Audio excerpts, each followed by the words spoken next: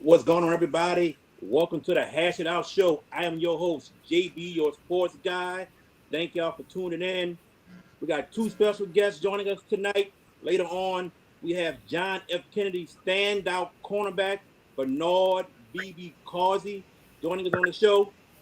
First of all, let me introduce my co-host. You can find this guy on CrescentCitySports.com, the one, the only, VK Jones. VK, what's going on?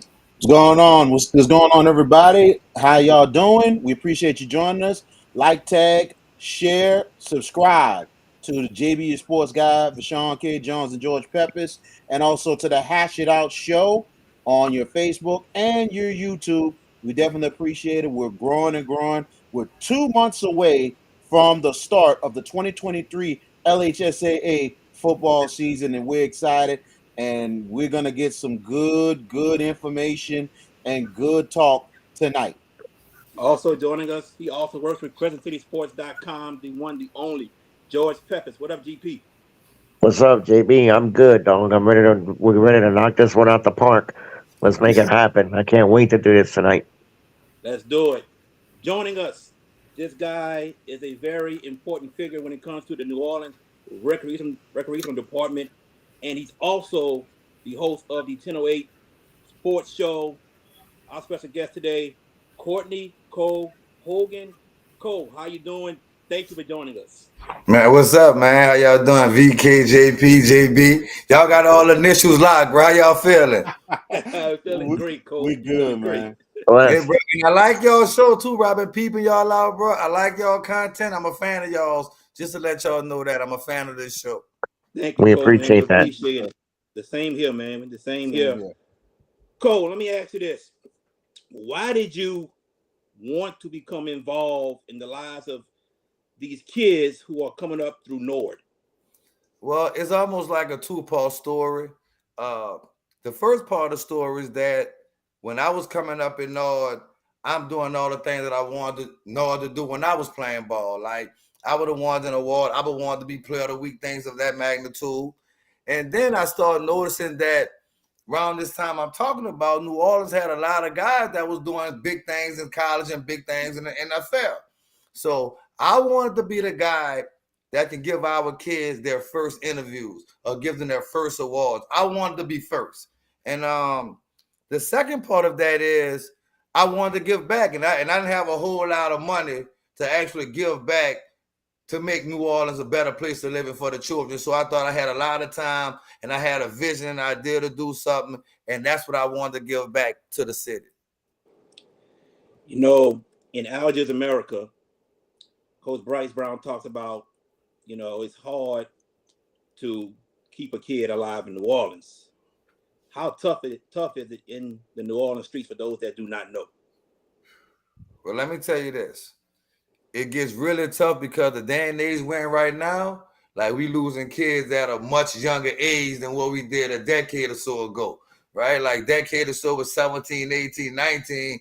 Now we kids getting killed at 14, 15. So kids not even getting the full chance to be out of the parks at this point before their lives are getting cut short. You know what I mean? So it's a little bit more intense right now than it was, let's say, a decade ago because they're dying so much younger than they did then. DJ Jubilee was an important figure in Nord. And within a year or two, he stepped away from coaching due to the violence that was happening. Talk about how important DJ Jubilee was, and also how important is it to have these coaches in the lives of these young kids? Let me say this, and I'm going to start off with the coaches. Might not be so popular after this take, right? I think the coaches have to start understanding their value more as a coach, and it's not just about the play on the field. Sometimes the coach is about actually being a person to give them something that's going to save their lives. And a lot of times we get caught up in a recreational league. We get caught up on the W's and the L's, right? But at the end of the day, we got 14-year-olds leaving the park getting killed, so we all lose. So I think we need to, as coaches, and it's hard to say we're talking about sports and competitive, but the end game is not adding up to what's going on now. Like we got the coaches win the championships, but a year after the kids get out of the park, they're getting killed. So for me, I just think the coaches got to do a better thing at building community rather than building team, if that make any sense. I totally agree. Totally agree. Like I said, you work with Nord. What feeling do you get when you see these kids go off to high school, then to college, and then they graduate college and get into the real world? What is the feeling that you get? Let me tell you right now, my first set of kids, like they seniors in high school, Javier Johnson, Aaron Anderson, those are some kids that I touched along the way that's in college. I'm proud.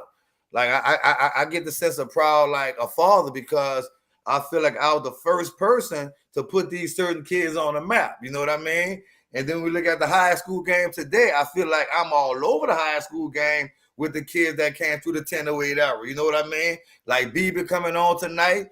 Been dealing with Bieber as a little boy. We talk about anywhere in the city, any team you want to go to, pick a player, pick a team. They probably came through the 1008 era and all. You know what I mean? So I get excited. I get really excited for all the boys. How do you feel when certain schools ask you to be their PA announcer? Oh, man, that's the beauty in it. That's the beauty.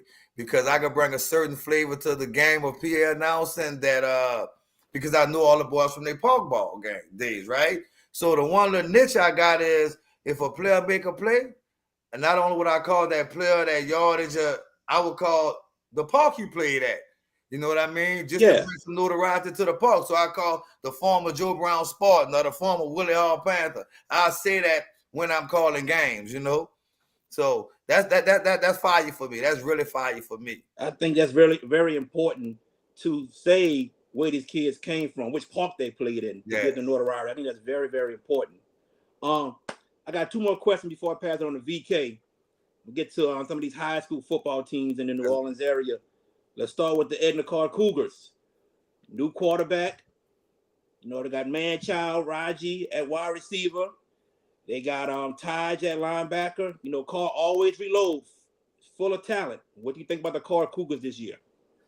I think this year is going to be, in my opinion, the year that Bryce Brown is going to show how great of a coach he is, right? He's coming in with what we could call an unproven quarterback, and John Johnson, unproven quarterback, but he do have something in those wide receivers talked about with man-child Raji with that 10-1 speed and baby T Tyrone Wilson Jr. So he do have some of these wide receivers that I think gonna make the transition on the field for John kind of a little easier, right? Yeah. And then with the tutelage of Bryce Brown, you can't ever really go wrong. But this is gonna be the year that he's gonna have to prove how good of a coach he is, because I don't think the Catholic League has gotten that much weaker. The state champ and state runner come out the Catholic League, you know? So yeah. I want to ask you about Warren Easton. A lot of talk about Warren Easton. A lot of people saying this might be the most talented Warren Easton team in a very, very long time. You got Fred Robinson at running back, one of your guys. Yeah. We got Jalen Chapman, who's being recruited by every school in the nation. I think he's just a sophomore. Yes. I've heard you talk about the running back, the depth at running back that they have. Yes. What's your take on Warren Easton, and do they get to the Dome? I think, like I said, for Bryce Brown, I'm gonna say for Jared Phillips too, because I think Jared does one of the most outstanding jobs in coaching in New Orleans for me, right? Yeah. But this year, Jared got the team. Jared got the team to where I think the excuses go out the window this year, because he does have the back running back. He does have the best running back room in the state with Fred Robinson, T.J. Vaughn, Matthias Lee, and Terrell Surtain, right? So there he's stacked. Then you have, what's the boy name? Greg Donaldson leading the charge.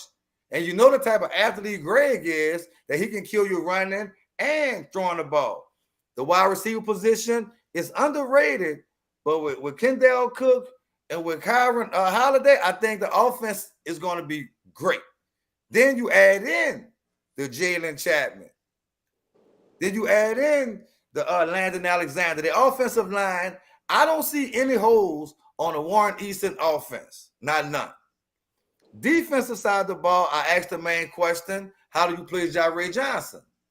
That's the main question. But the guy they got replacing him, and Taj Johnson, built like Jaray. I'm talking about the mentality of Ty's game. He has the Jaray Johnson mentality. They both come from McHugh, so they both attack the game the same type of way with a hard hat and a lunch bag. You know what I mean? Yeah. So Warren Easton, this is Coach Jerry Phillips' most talented team. So I would like to see how far Easton can go. I'm riding with Easton to the dome.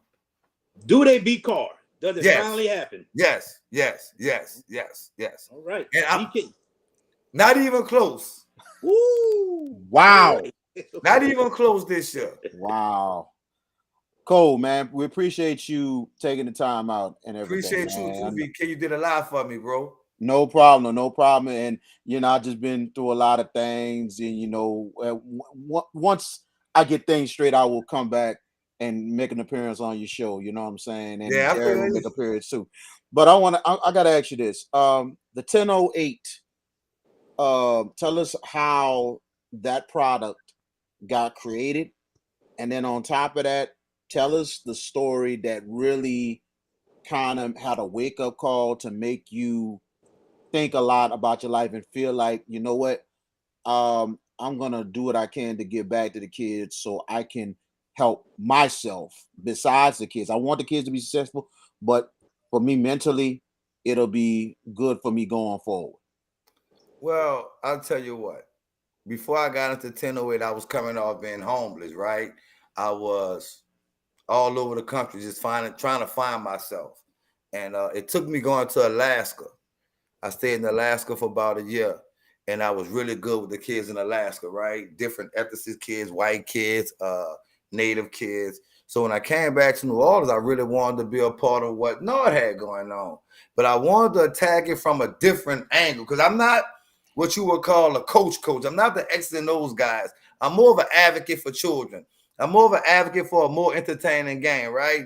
And it all comes about because what happens is the coaches in Nord, they approach their games like the coaches in high school, college, and the pros, right? So after the game, they all hanging out talking about the game plan.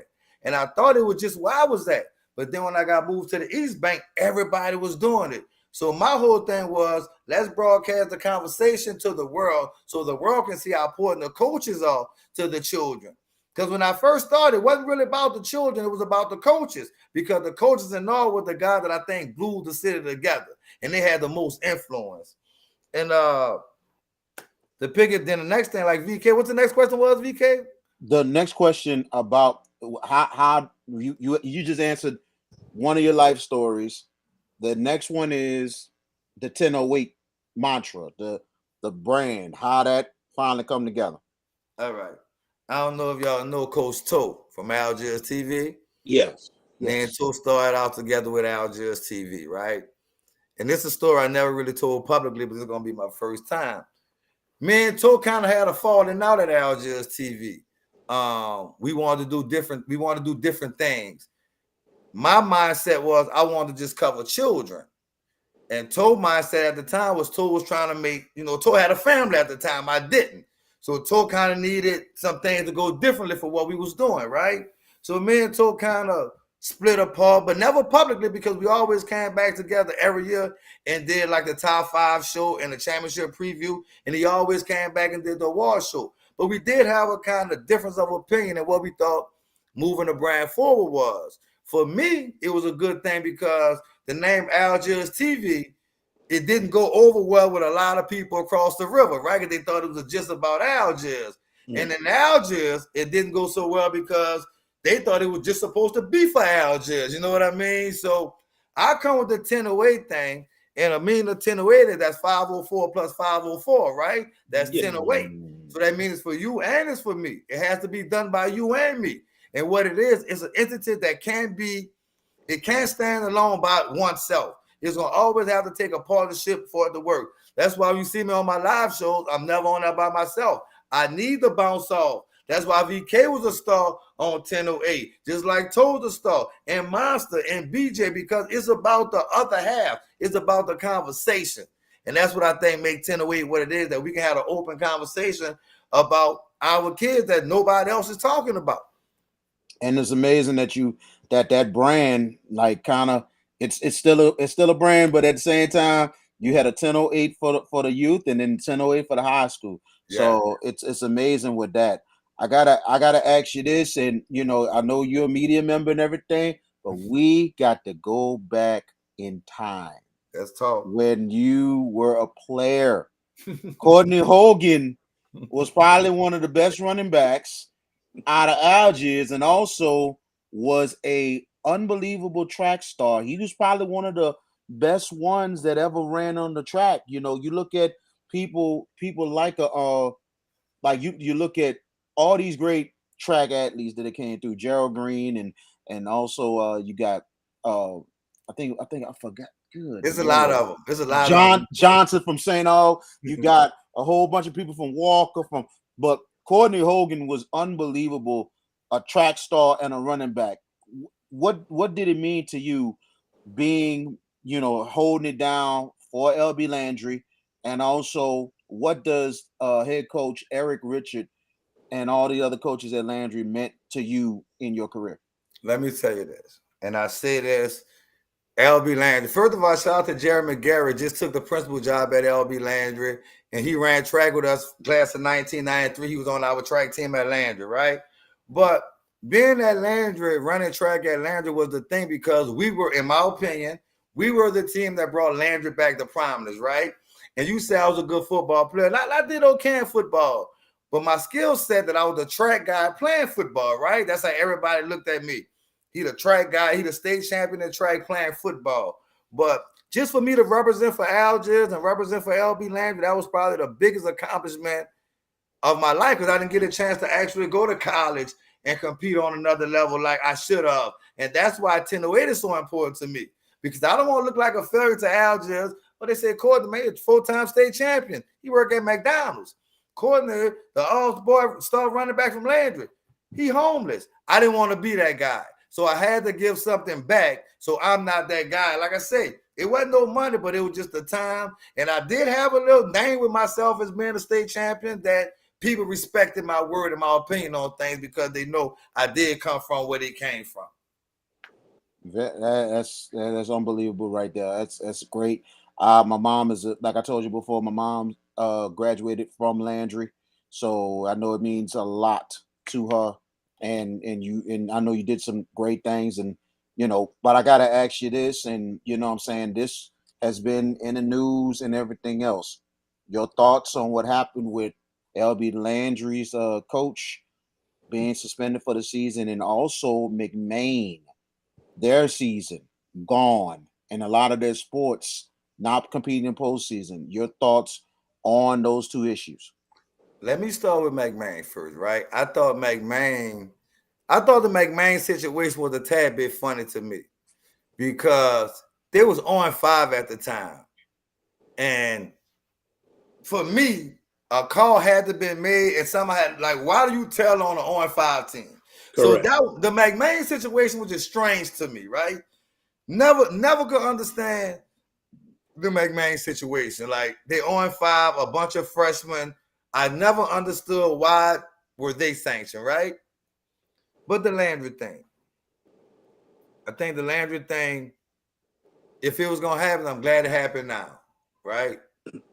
And I'm going to say this with due respect to everybody involved, right?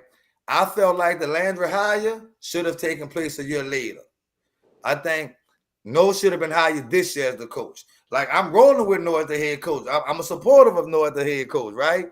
But I thought the transition should have been this year. Like, I think he should have took over this year, so he wouldn't have to take the backlash or whatever was left before he got there. You know what I mean? So for me, I'm still the number one fan of the program, though. I think No has some guys in place that I think can get us to where we want to be until he comes back. And when I think he comes back, he's going to have the full support of the community, the team, the staff, and everybody else around him. Cool. I'm gonna ask you 2 more, and I'm gonna let George take over on the questions. I gotta ask you this. The St. Augustine Purple Knights, your thoughts on them coming up this season? They have a good bit of talent back. I'm one of the people that said, and we've seen a lot of great things in this state of Louisiana and everything else since I've been back home in this state. And I said the one thing I want to see is the Purple Knights finally break the curse and get to the Superdome for the first time since 1979 and go out and win it. What are your thoughts on St. Augustine's chances? VK, that's tricky. That's tricky. Let me tell you why that's tricky, right? Because we're saying no, like for years, like you said, a curse. It seemed like they're never lacking in talent. It's like they never lacking in talent. Never. But I'm looking at everything around St. Aug, the Rummels, the Brother Martins, the Cars in that league now, the John Curtis. They getting better also. My question for St. Aug is this. Who's your guys? Like, it seems like every year you got a new guy, right? Like, who's the quarterback this year? Are we going with Myra? Are we going with Dawson? Who's the quarterback, right? Mhm. Who's your number one running back? Moses? Well, I know Moses the guy, but you got 3 or 4 other running backs. Are they going to touch the ball? Like, you have so much talent on St. Aug team. Will it be a problem? Is the question I would have for St. Aug. Can you have too much talent and not enough footballs? You're absolutely right on that one, and you make a good point. Could be very, very tricky for the Purple Knights, but I believe in them. I believe in Nick Foster, I do. and I truly believe this could be a year that the Purple Knights could finally break the doors down. We'll see what happens, but it's gonna be tough because they got a tough schedule. Easton has a tough schedule. It's gonna be very interesting in itself, and the Division One is tough in itself anyway. Regardless. Let me say this. I'm sorry. Let me say this about Nick Foster, right? Because Nick Foster dealt a bad hand also because he's up against a 1979 curse. But quietly, the last couple of years, Nick Foster has been doing an excellent job as St. Aug head coach. That's but correct. He's up against 1979. So how do we judge Nick Foster when you up against 1979? That's a question. Very, very much an interesting one. Good point. Yeah. Yes, very good point. Gotta ask you this before I pass this to George. It's a 2-part question. One, your thoughts on John F. Kennedy. It seems like Coach Leonard's Elfage got something interesting brewing this year. Despite them being young, it could be Kennedy could maybe return. It might be not rebuild but reload.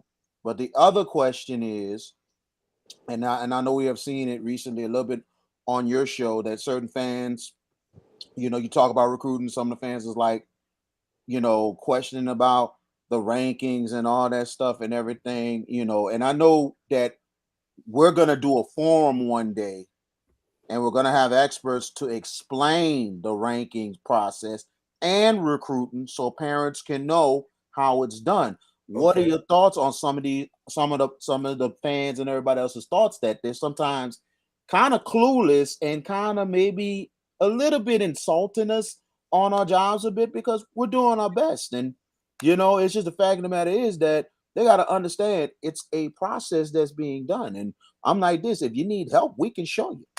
I think this with the second part of the question, the rankings thing, right? Mm-hmm.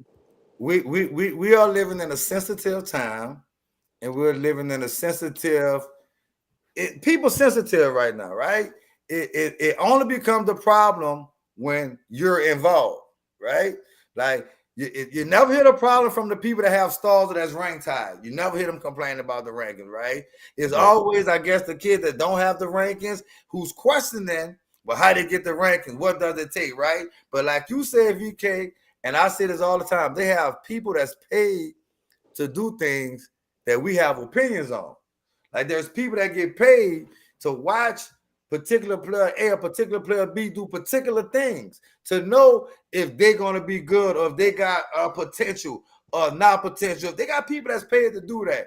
Me, I don't have a problem with the ranking thing at all, but because I don't think where you rank make who you are, right? Because you see a lot of non-ranked players come from the ashes, from small schools to big schools, and they become $100 million men in the NFL. You know what I mean? So I think ranking is part of the value that we have to know about the entertainment part, the part about selling the game, the part about why there is money involved in the game, because all these things matter.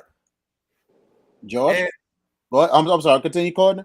No, I was gonna get on Kennedy, but go ahead. Go ahead. Say what you got to say about No, Kennedy. go ahead. I read it. What you gonna say? You know, you always got Oh, good things. no. Everybody know VK can talk, boy. Everybody know it. Yes, Yeah, indeed. yeah, I appreciate that, Cole. But go ahead, answer the question with Kennedy, and George can take over with a question. Go ahead with All right, Kennedy. my thing on Kennedy is another one of my favorite teams because of Coach L. Page and his experience. But I look at Kennedy and the wide receivers, the toys, man. There's just so many of them. It's just so many of them. B.J. Evans, Rollo, Joey Davis, Naomi Layden. It's just so many wide receivers that the only problem I can see with Kennedy is problem is everybody not gonna be able to make all district. It's so many of them. Then they got the Kingston from St. Aul. They got some more guys came in that transferred in. They got some guys from McMain that transferred in. Now the Reaper's gone. Deshaun Baptiste is no longer a Kennedy Cougar. I don't think you're gonna replace that. You're not gonna replace Deshaun Baptiste. But what you do have on that back end, you got a Bernard Causey. You got a Beaver on that back end. But I gotta ask the question about Kennedy, Amani Davenport, your quarterback also starting that free safety. That can be dangerous and that can be touchy. So I agree. That'll be my two things on them. That's interesting in itself, and I think, and I'm the thing I'm hoping with that situation, Cole. I'm hoping that Elphage can find another guy in the secondary that can fill Darrensburg's spot. Because if Darrensburg is accurate and can make plays at quarterback, they're gonna need him more offensively than anything else. Yes. So if they can build some depth defensively, especially in the defensive backfield, that Amani don't have to play in the secondary, they'll have to play him when they need to. That'll be big for them. That might have to be the rope they go to. George, one of the wide receivers. Like, Yeah, one of the wide receivers to be able to go on the other side and help cover. You know what I mean? So exactly. I agree with that. Absolutely. George, go ahead with your question. All right, Cole, first off, thank you for joining us, taking the time. And I'm going to sing the praises to you as well for what you do for 1008 and what you've done with Nord. You got a fan in me. I'm going to say this about what you do. I can see your passion. I can feel your passion when you do the show every week. And it seems natural. When did you develop a fondness for doing what you do now, like sports talk, to talk about kids? What motivated you? Was it an experience in your younger years to motivate you to do what you do now? Yes. My brother, his name is Cortney Hogan. He used to be a writer for the Times-Picayune, and he used to be a writer for the Times-Picayune, and I was always his biggest fan. He was a great writer. I always was never a good writer, but I always thought I had a little more personality than the kid. You know what I mean? I always I knew more sports than the kid because our livelihood was talked on based on fussing about sports. That's how we start conversations. I'll walk in the room and I might tell him, "Oh, you think Dalton Hill was the best running back ever played for the Saints?" Because he like Ruben Mays. So it just got us going to that back and forth thing, right? Way before Skip Peters and Stephen A. Smith, me and my brother used to have these conversations all the time. And then for me to actually get into the communication part, the broadcast part of it, I hated the fact that we had kids that was growing up that when they was to do interviews, they were saying, I hated that. I didn't like it because it didn't make us sound good. And being from New Orleans anyway, you already can't understand everything we say because we got this accent, right? So I think we'll just get them talking early, and I think talking in front of a camera, it helps build confidence. So my thing, let's help them build some confidence. And then a back end of it, I look at it like if I touch enough of these kids and give them something, when they get on, they're gonna come back and pour it into me, which I can keep pouring into the kids and to be the system that keeps on giving. Well, if you in your answer when you mentioned about fussing about sports, the three of us, me, Jared, and VK, if you only knew, all fair, how we fuss. Oh And yeah, it's all love, when and all that stuff. And look, I think the common thread with the four of us is the passion and the knowledge that we have and the heart that we have for kids to succeed and to really be the best of what we can be. But my next question to you, and VK touched on this, but I want to take it to a different area. You mentioned about McMain and Landry and all that stuff. The area I want to go is going to be a little bit touche, but Okay, I'm not afraid to tackle it. let's go. Other schools around the state code, hear me out now. Other schools around the state do the similar infractions, but they don't get the same punishment. Yet, McMain, their football program has gone a year, and about 80% of their athletic program is on probation. Landry, Noel Ellis, is out of a job because of accusations of different, infractions. Do you, and I'm just going to be completely blunt here, do you feel like there's a little bit of a double standard hitting with New Orleans schools as it relates to other schools around the state? Yes and no. I'm gonna Okay. say yes and no, right? I think the double standard is put on by ourselves. Because Mm. from me being a little bit inside, knowing some things, knowing some people, a lot of things that come out against schools from New Orleans be done and made by schools from New Orleans. Like Okay. it's not just all the state going and finding some things out. Some things are being told to the state to go check this out. Like some things are being told, hey, go check McMain out. The state wasn't worrying about no McMain. They was on 5. They was on 5. Somebody said, go look at McMahon, they playing illegal players. Go look at McMahon, whatever the situation was. Right? So I think a Mhm. lot of it is when you got people always saying somebody may be doing this or maybe doing that, it's going to be natural for the people that's running the state to have to always check on these schools from New Orleans because we know they're dealing with a different type of system. One app Mhm. system, you can finagle that with the state. Like all these things that's in New Orleans public schools are the things that's easier to be violated on as opposed to schools that might be what the Division I school that's based on region of where you live. You know what I'm saying? The Right. Dexter Mans and the East St. John's. You're not gonna get Mhm. that to public school because the one app system, I think, plays a bad and vital part in all this. And I think the inside people they playing these tricky games with each other for kids or maybe for jobs or whatever that they telling the state, oh, check this one out. I think this one illegal. I think that might be some of what's going on. I feel you, but here's the thing that I'm going to bring up. And I'm originally, I lived in New Orleans in my younger years, but I moved away to Wells Parish for 12 years. I can tell you, Shreveport was another area, and that's about an hour, 2 hours from me. But Calvary Baptist back in the day, when they got St. Patterson, didn't get any kind of inkling of punishment from the LHSAA. Now, understandably, it was a different regime then. And the other examples I want to point out, look what happened last year. Who was it? Bell Chase that went and snitched on who was it they snitched on, y'all? Landry? Landry. Landry. Landry. Right. And all for what? A home gate. 2 years ago, Booker T was 7-2 on their way to the playoffs with a big ranking. Got 5 wins stripped because of a quote ineligible player. Because somebody went and ratted. It's just and then basically adding to your point, but my next question, and I have to ask this because you mentioned earlier, Warren Easton would not be close against Carr; that they would dominate Carr. What makes you say? I mean, look, Edna Carr is a very well respected program, Easton as well.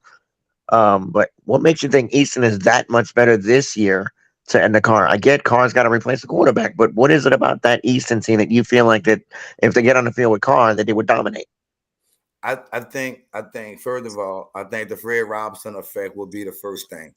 Um, Okay. I think for the last couple years, maybe not last year, because Jare was hurt. But I thought for the last couple years, Easton had the better team and was kept getting the short end of a stick.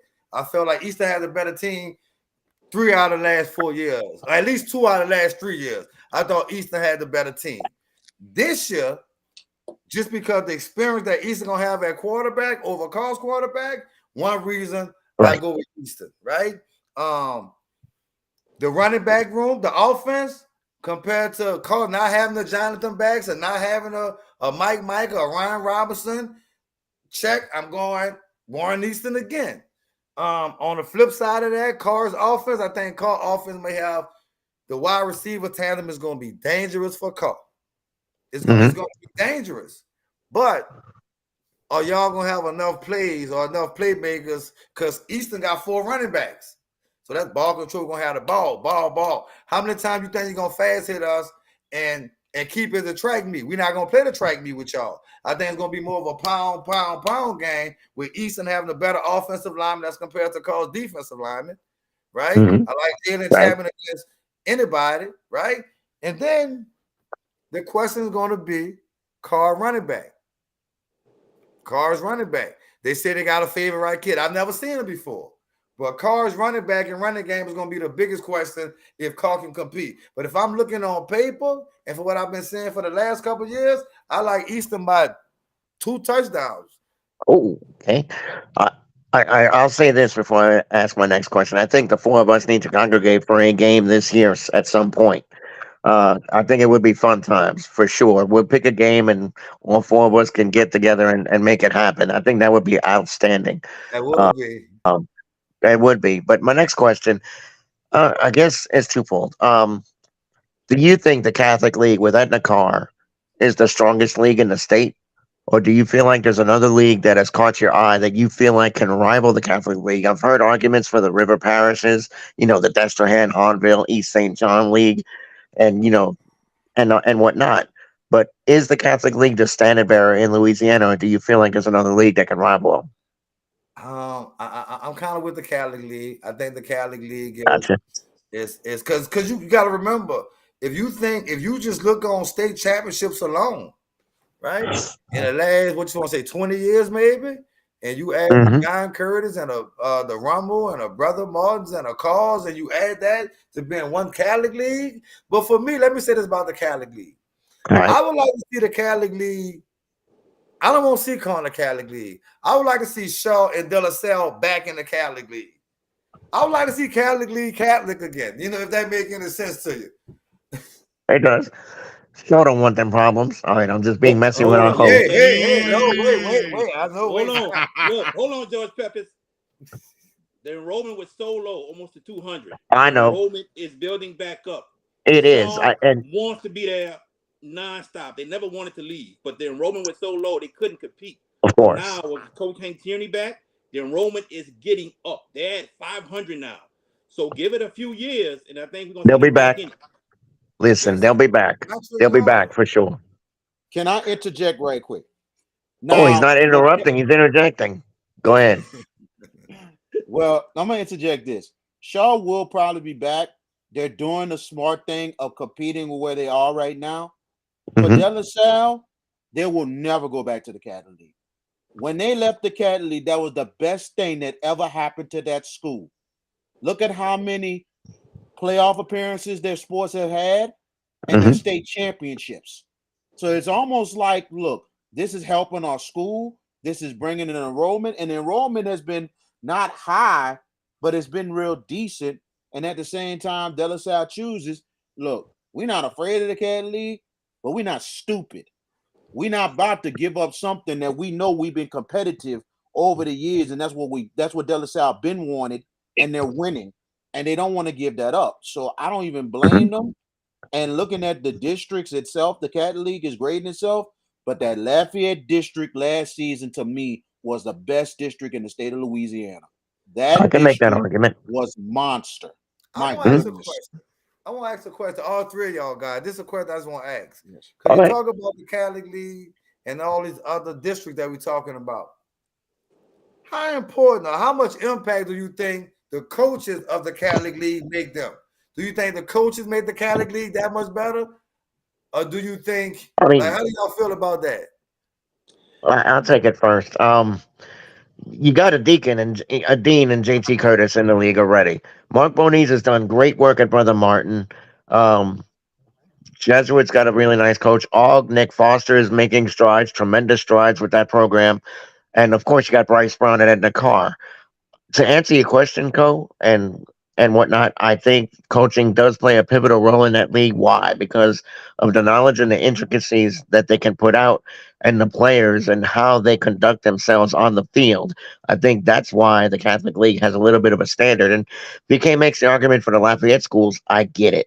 he's right. I mean that district was stupid good last year, but for me to answer your question, it is coaching because you've got some icons in that district. I'm gonna go next. I agree with mostly everything you said, George, with coaches, because JT's a legend, Bryce Brown's a legend, Ryan Alley has been to championships when he was at De La Salle. Coach Mark Bernice was just in the championship. Nick Foster is doing big things. So I think coaching does play a part. But mainly when you think about the category, you think about players that were there, such Hmm. as right now, like Fournette, holding cards, Kobe Young. We can go with Chiron Carey from Shaw, and so on. So a lot of these players, when you think about them, and you think about which school they went to, they went to they went to Shaw. They was in the Catholic League. So I think players play an important fact also. Just when you're thinking about these players and what school they played for, I think that plays an right? important fact. Well, for me, it's about the traditions and the rivalries. It's been a lot of great rivalries. You look at Rummel Shaw, you look at Brother Martin Jesuit, St. Aug, Brother Martin, St. Aug Shaw, St. Aug against Rummel. It's been some has not been good rivalries, some has been good. And you look at how the fan bases, how big they are, and how they travel so well that they go any and everywhere to follow their teams, especially in postseason. And they really pack the place out and everything else. And I gotta tell you, everything that George and also what Jared said is agreeable, but it's everything combined.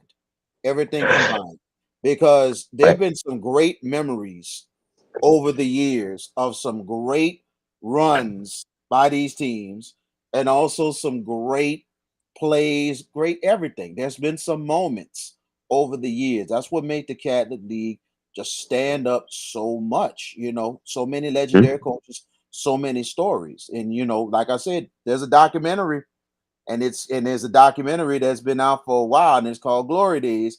And I advise everybody to see volume 1 and 2 to see the beginning and to the present of what Mhm. the Catholic League is. And the thing is, it's been a tough league also because they play the tough teams. It ain't just the fact they play each other, they beat each other up, but they play the best in the state also in the regular season as well to prepare Correct. them to play each Mhm. other. And that's why every time they go in the postseason, they're always a tough out. Being the potentially, I don't know where you went to school, Cole, but I'm a public school grad, class of 1990, John Ehret High School, and my next question is going to go to the West Bank and talking about the Patriots. Reggie Rogers has done some things there. They have to replace their quarterback this year in Royal Falgu, who was a 3-year starter. They have athletes at Everett. And they always play a tough schedule, and the schedule is ridiculous this year. They get Brother Martin and Destrehan back to back. Booker T's on the schedule. Bogalusa, I'm not Booker T. I'm sorry, Easton. It's on the schedule, and then whatnot. Where do you see the Patriots this year as it relates to the district and what they can potentially do? I think for John Ehret, for me, I think the district they play in that we're having Wardell Mack on the team. I got to name drop that kid every time because he is a Hmm. phenomenal player that I know of. For This sure. kid he's top three. He's top three for me, right? Hmm. Um, but John Ehret with the closing of Helen Cox, right? Yeah. How much effect would that have on how good John Ehret team would be, and who do they? If they got any guys who can replace that quarterback and fell guy from a year ago at John Ehret, right? Hmm. Um, they got a little kid at John Ehret, and I'm interested in watching to see what he does because he is the 1008 kid, Chad Jackson. Hmm. Chad Jackson. He was when he was in North, he was really the best player in North for his time. He was a Right. small kid, but now he's getting muscular now. And I want to see what Chad is going to do. But as far as what Eric can do in the district, I don't see that district being tough at all. I think that's one of the weaker, with all due respect, one of the weaker 5A districts that we may have in the state. So I You're think right. Eric should win that district a tad bit easy. They won it easy last year. Even after getting destroyed in the non-district, 0-5, they were outscored 245 to 56, and they wound up handling business in district, and then lost a close game to Rummel in the playoffs. Yeah, it was a tough way to lose. They should have won. Quite frankly, I think the coaching could have been better in that game, but it is what it is. My last question before I turn it over to Jared. Give us a team that not people are going to, I guess a super sleeper, somebody you're going to keep your eye on. And it doesn't have to be just New Orleans, but around the state, a team that you kind of like, wait a minute, these cats may have something for some people this year that nobody's talking about. Is there a team in that category in your mind? Let me think. Let me think about our teams first. Okay. All right. We already know we're expecting great things out of Warren Easton and John F. Kennedy. I'm talking about great things. Sure. I'm gonna tell you who I'll be watching out for, just because they have a veteran quarterback, and I think this is the year that they do a little something to it, and the district isn't that hard. George Washington Carver might could do some things this year. Like if I had to pick a sleeper team, I'm just talking about a real sleeper team, not scratch that from the record. I'm sorry. I know the team I think is gonna make the most noise that's underrated. All right. McDonald 35 Ryan Eagles. Yes, sir. McDonald 35. Yes, sir. Forgive me, Carver. I love y'all. Y'all got the number one fans in the state. 35 is the sleeper team this year. Santana Price, Kippett, Fat, they loaded. 35 got the squad. That's the squad that you want to keep an eye on this year. McDonald number 35. Good coach there in Frank. Good coach there in Frank too. One of my Nickel State guys, you heard me? Yes, One of sir. my Nickel State roommates, you heard me? Yes, sir. Jared? Coach, So, yeah. I want to ask you about Coach Joe Riley and the job he has done at MAK Charter. Get these guys to the playoffs last season. Will he do it again? He can because he can because they play a 2A schedule. But Joe Riley may have it as rough as any coach in the city or the state of New Orleans. I mean, state of Louisiana. Joe Riley is not going to get the top of the top guys. Joe Riley has to really build his team for what it's going to be. I think him and Wayne do a good job of guiding to where it's at right now. But in order to keep that team a playoff relevant team, they're going to need some help over there. Like they're really going to have to get out there and get some help. I don't know if it's going to be adding more coaches, adding another recruiter, or get something out there that's going to help the Martin Luther King school. Because they got an advantage that they got elementary school in their school. Yeah. So they got to feed a program, but it's hard to build over that. When I see somebody out there talk about resources, I don't think Martin Luther King go at the top of the food chain when it comes to resources. So it's tough. It's tough for Joe Riley. What are your thoughts about Livingston? Livingston got to the second round of playoffs last year. I think they had a 9-2 record, if I'm correct. They had a great showing. Well, I'm going to say this about Livingston. There's two things that I'm going to say about Livingston. The running back and Alfred Diddy Scott, Diddy, he's a bowling ball. He was all district last year. He ran for like 16 touchdowns. He's coming up on his junior year, and they're going to have to really run him a lot. And I think he can handle the pressure. My second question to Livingston is Timothy Wynn, the quarterback, going into his senior year. Will he be the leader that this team need him to be? Because if Timothy Wynn can be the leader that this team need him to be, I believe that Livingston and Kennedy game becomes more of a classic if Timothy Wynn is in camp on his A game. Straight up. Coach, this player caught your eye last year. Player on the West Bank. Rontre Carter. He was an 8th grader last year. Going to be a freshman this year. The guy can play ball. What are your thoughts about Rontre Carter at Shaw? I'm going to be honest. I love him. Like, no. I love everything about him. I love the football player. I love the kid. I love the Christian. I love the family. I love everything about Rontre Carter. If I could take a futuristic bet and bet on most likely to succeed in life out of all these guys, I'll put my money on Rontre Carter. The guy, listen, if I had a daughter his age, I would want him to marry my daughter on everything. And on the football field, he an A grader starting that Shaw, was all district at Shaw, all 10th grade at Shaw was an A grader. Unheard of. If he keeps on this trajectory he's on, he's going to go down. Listen to me. He's going to go down, arguably, as the best defensive player in Louisiana, New Orleans history. Rontre Carter.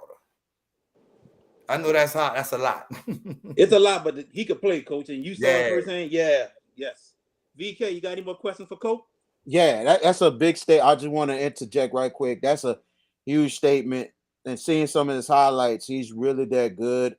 And if he continues, like he is probably the way he's looking, probably the second coming of Ryan Clark, the second coming of Tyrann Mathieu, and also the second coming of maybe Clarence Moore. If nobody remembers him, I don't know if I got his name right, but John Curtis, DB, who was a hard hitter and a good cover man, played for LSU. So, like I said, LeBlanc. Thank you. LeBlanc. Yeah. I knew the name had to be mixed up. Yeah. Clarence LeBlanc. He was a hard hitter in himself. So, going with those three backs combined in it, and if he continues to work, he's going to be great. I believe Shaw is going to be an interesting team. But I got to ask you this, Mr. 1008. I got to ask you this too. Let me get your I'm trying to think here. All right, your thoughts on, pretty much the conject. Let me get your opinion. Do you think any teams in the New Orleans area, maybe outside the Cali League or whatever, any New Orleans teams, in your opinion, have a chance to win it all this year? Warren Easton. To win the state championship. Warren Easton. I'm all in Warren Easton. All the chips to the middle of the table. I'm putting all the chip Warren Easton. Okay. Book it. What they say, Gay G? What they say? Gay G? All right. Gay G, yeah. What would be wonderful if it would be Warren Easton and St. Aug? How wonderful that would be if them two meet in the dome. Because it's almost like somebody's got to win and somebody's got to lose. You know what's crazy though? If those two teams meet, VK, it'll be the have versus the have-nots. You'll see the city. You thought the city was divided when Carl and Easton played in the dome. If Easton and St. Aug playing in the dome, we're going to see a division in the city for real. Oh, my goodness. It'll be a real division and a huge, huge crowd. I told this to Jared yesterday on the show. I said this. I'm like, anybody who St. Aug will play, it's going to be as big as a crowd. It's probably going to be bigger than the Era Championship. It's going to be probably bigger with the Algiers Family Championship thing. Because you have to think, this is the one state championship the St. Aug alumnus has been waiting for a long time. And if they make it, everybody and their mama from wherever they're going to get plane tickets, and they're coming for this. VK, I love you, VK. Yeah. VK, listen, I love you, VK. Yeah. But look, JB, GP, I won't tell you all y'all something. Because, listen, you got to stop it. You got to stop, VK. I totally get it. Come on, I totally get it. I get it, VK. But they're the Cowboys, bro. You gonna turn the Dustin Purple Knights. Look, I'm like this, man. Look, I'm saying that for a reason. I'm being hopeful because here's the thing. Since we didn't have the split, we didn't seen all these unbelievable stories and turnarounds. Anytime you see Crescent City wins a couple state titles, you see John Eric gets to the state championship game. Warren Easton, couple trips to the dome. Edna Carr, winning multiple championships. Landry Walker, getting to the dome, winning it all. St. James breaks the curse and wins it all. To me, I keep thinking in my mind, It's gotta happen one of these years. One St. of- August got to break it. It's gotta happen. I don't know when, but I hope it does. That's the key point. The which one of these years? Because I feel like this. Like I feel like St. August still have humps to get over. I Like agree. they still got to get over the playoff hump. They still got to get over the Catholic League, the district championship hump. Basically, here's the biggest hump they got to get over. It ain't about the Catholic League in it. Here's the biggest hump. And I'm saying that because I'm an alumnus and I done kept with St. Aug for years. It's the semi-final hump. That's the only thing they got to get over. They have made 5 trips to the semis, lost them all by 1 point apiece. I think it was 5 or 6 trips, 1 point apiece, except for the West Monroe game. That was the only game that was lopsided. Everything else, 1 point. 1 point or 3 points. Shout out to Biggie, too. I just seen Biggie just committed to Indiana. Yeah. I just saw that. Yes, I just saw that. Yes. Definitely. George, you got another question for Cole? Comment and question. First off, BK's wishing for an Aug Eastern final, Cole. I don't think he wants that problem. I honestly don't think so. I think Easton would wipe the floor with St. Aug in the Superdome. They really would. That's my comment. My last question. And look, I love you, VK, but dog, y'all gonna win a state title. It's just if it's y'all and Easton, I'm gonna do like Cole. I'm pushing my chips all in, like fast. I'm all in without hesitation. And Jared, you already know how I am. If I'm convicted, I'm going in. But exactly. But and somebody commented earlier said, "Oh, couldn't win it with Fournette. Why they ain't never going to win it?" I ain't going to say all that, because players, and whatnot. But my question to you, Cole, what is the one thing you're looking forward to in this upcoming prep football season? I mean, we're talking about teams and everything else, but what's something, I guess, I don't know, off the field, on the field? What's the one big thing you're looking forward to besides covering the prep game? But is there something you're looking forward to this year in the prep season? Yes. And I don't know if I could plug myself with this because I want Go ahead. guys involved because I'm asking for you guys' involvement. Well, I've been doing the Youth Award show for the past 8 years. This year, I want to actually do a 10-away prep awards where we actually give out our awards for the best players around the regional area, right? So I'm looking forward to having an award show based on the local high school game this year. And I'm asking all 3 of you guys to be involved with it this year because that would mean more like it's coming from the people that's really watching. You know what I mean? So that's one thing. That sounds like something. We can make that happen, Jared. Definitely make that happen, without a doubt. Absolutely. Yep. I'm on. Yep. Cole, when is the next 1008 TV show? Well, for the youth, we're going on Thursday, tomorrow. Okay.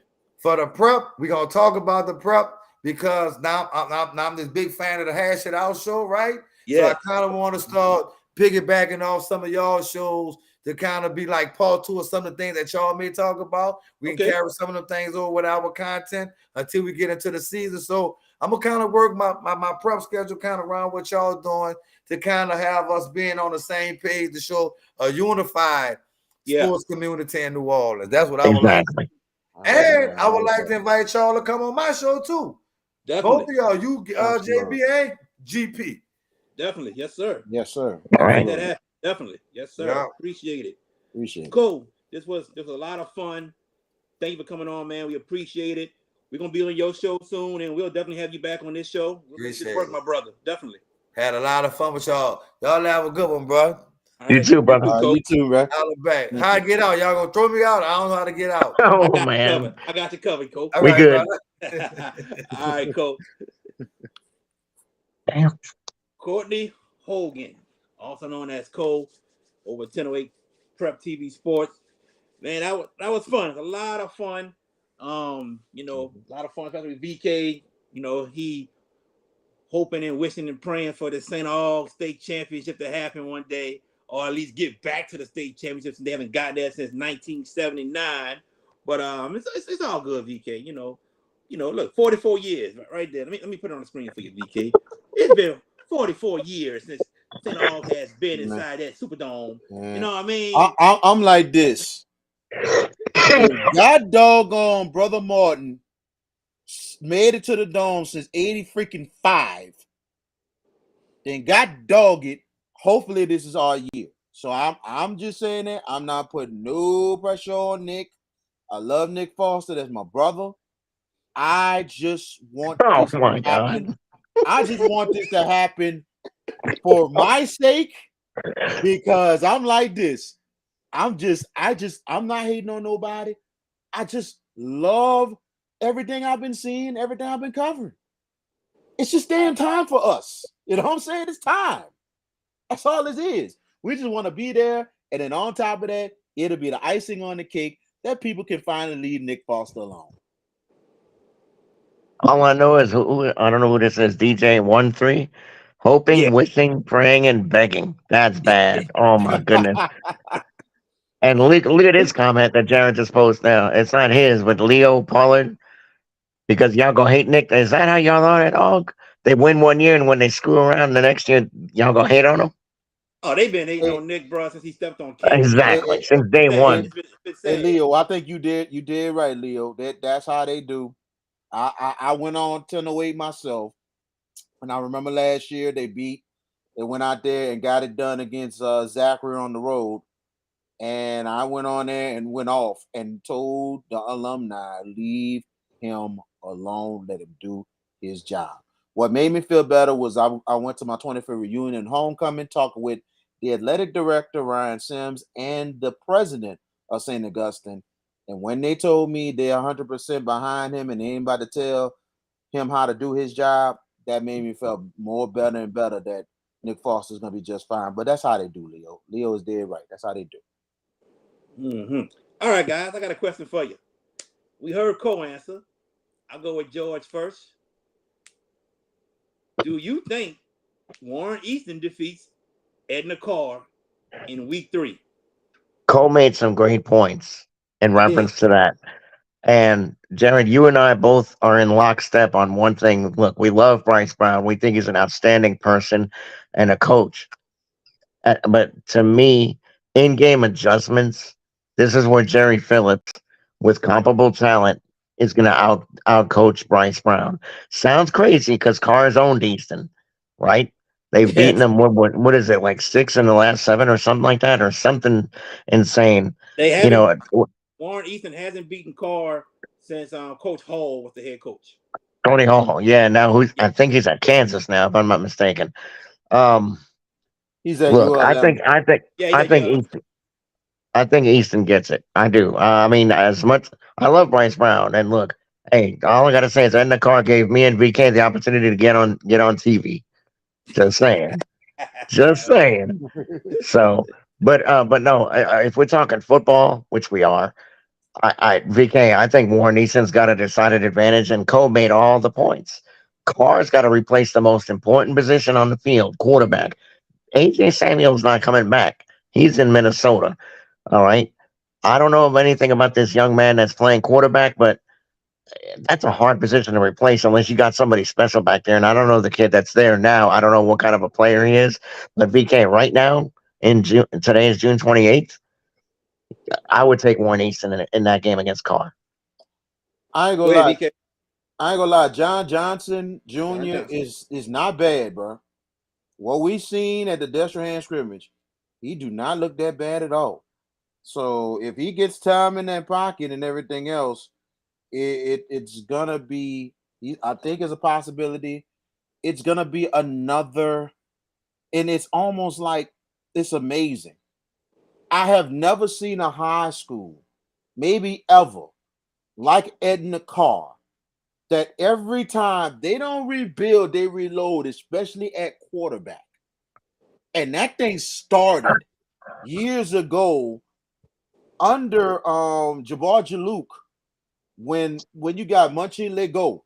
And what a story with him. I mean, I remember Munchie Lego was like 5'8" and a half, 5'9", and sprouted a year later to 6'4", and throwing the football like crazy.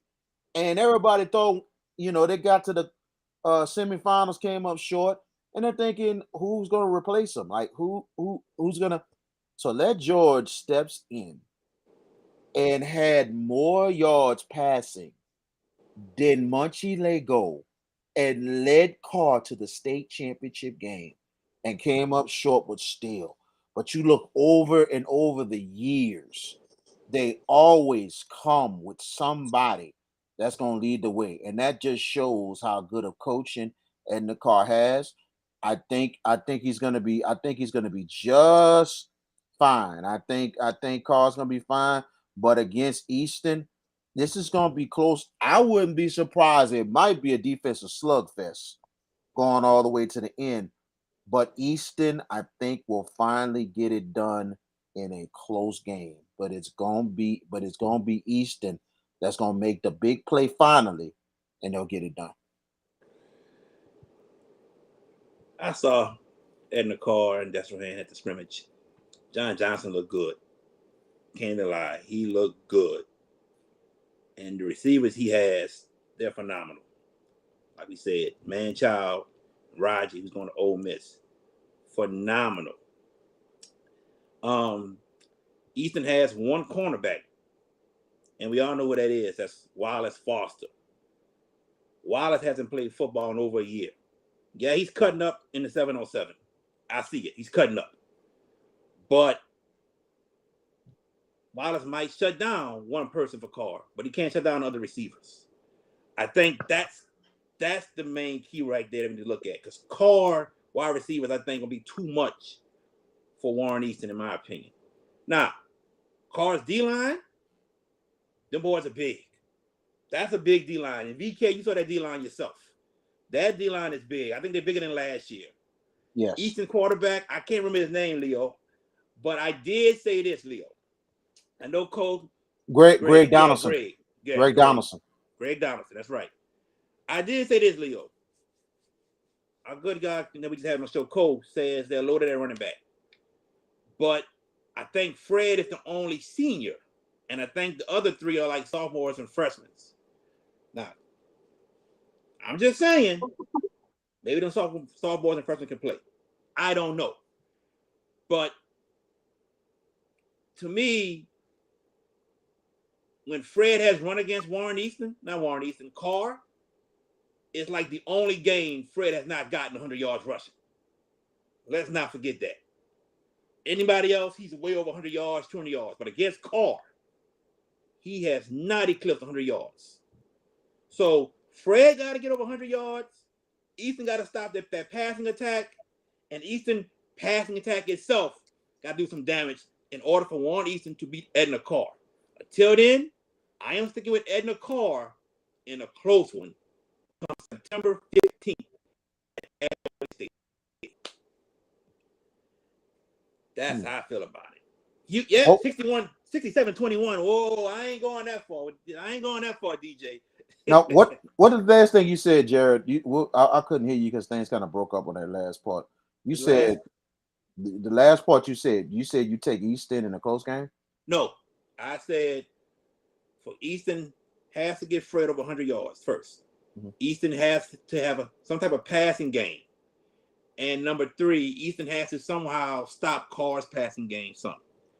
If they can do that, they have a shot. But until then, I have Edna Carr defeating Easton again, but this time in a close one.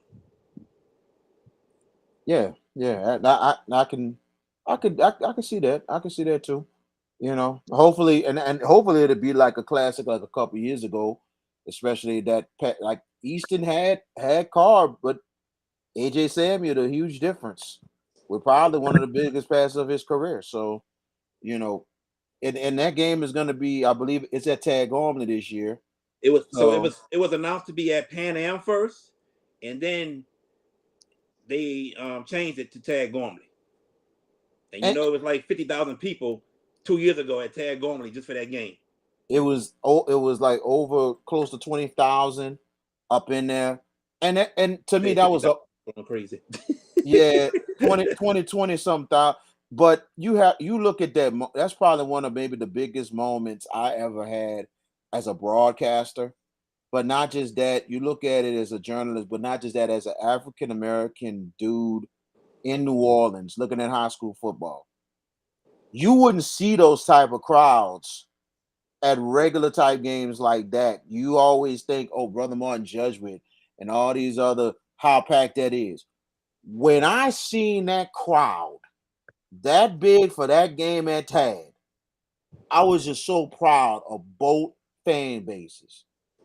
This is the old school football from the 80s and 90s when Hoss Mentos was packed, and it doesn't matter if you want to lose. They still pack the place out. Things have changed over the years. And it's about winning and it's about having a successful program. And that's what you got to have.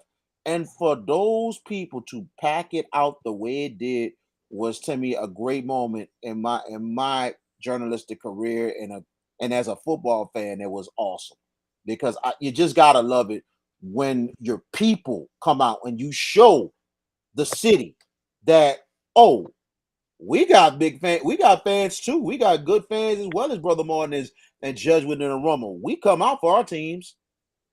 So you just got to love it. George, what are your Yes, thoughts sir. about the people that come out to see Edna Carr and Warren Easton? Now, before I let you answer, people will say it's a rivalry, but is it really a rivalry when Carr has won so many in a row? But No, regardless, it's. what about the people that come out and the rivalry? Go ahead, George. I think the theory that you have to employ here is you're coming out to see high caliber talent in a game of a magnitude of Carr and Easton.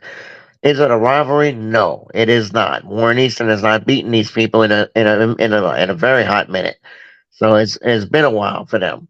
That being said, people are going to show up. Why? Because you got top caliber players. You mentioned Fred, the running back for Warren Easton. He's a stud. You got the in the trenches dudes for Carr. They're monsters, you know, and whatnot. People are going to come watch high quality football, regardless of location and school. I feel like, hey man, look, these guys are good. Let's go check them out. That's the lure. I don't think it's more geography. I think it's more talent. For me, I think it's about the talent and the advertisements, and it's all about promotion. Look, so here's the thing about New Orleans in general. When you talk about programs in the city, and in the Catholic League and whatnot, let's understand one thing. We got some really high caliber football teams in this area. And last year was a little bit of a tease. We got we did well in the playoffs and whatnot. I feel like there's much more to offer in 2023. And some of these teams, and no, I'm not mentioning John Eric, but I will mention a West Bank team, and that's Archbishop Shaw.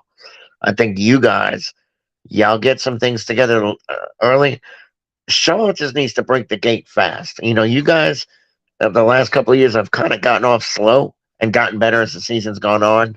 Obviously, you don't want to be playing your best early, but you want to get off to a good start and build off the good start. If Shaw could do that this year, I can absolutely see those dudes playing Lafayette Christian for the D2 state title, and that would be a scintillating matchup, in my opinion. He said scintillating. Scintillating. And the Oh only man.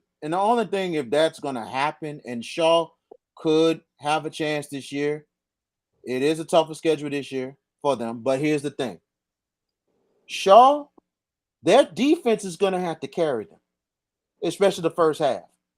The big question mark is offense. We know that they probably got some talent, but not experience. That's going to be a key, especially against St. Augustine the Jamboree and in game one against the two-time state champions, St. Charles Catholic. And regardless of the fact, Jared, yeah, they're coming to us, but Wayne Stein going to have them ready. So I'm I'm calling it. telling you now. Oh, see, all I know, George, I was dead right last year. I'm not Okay, call. I'm not. fine. I'm not gonna pick. I'm not picking. Chicken. I'm just saying. Oh, why are you calling me chicken? You Because you Shaw will beat St. Charles this year. Book it. you My want first call of the year. Shaw beats St. Charles. Book it. okay. Okay, yeah, Book it, sir. you can book it if you want to. But all I know, you don't want to lose your money again, right? Look, dude, I don't bet money on high school football. I'm going to say wager. I don't mean to say money. Yeah, slow down Wager. with that. Let's not go misrepresenting now. I mean, we're That's what making you're supposed food bets. We're making food bets. Not no Food bets. doggone. I'm not putting no Andrew Jackson on a high school game. That's degenerate stuff. Of course it I is. mean, That's what I meant to extremely. say.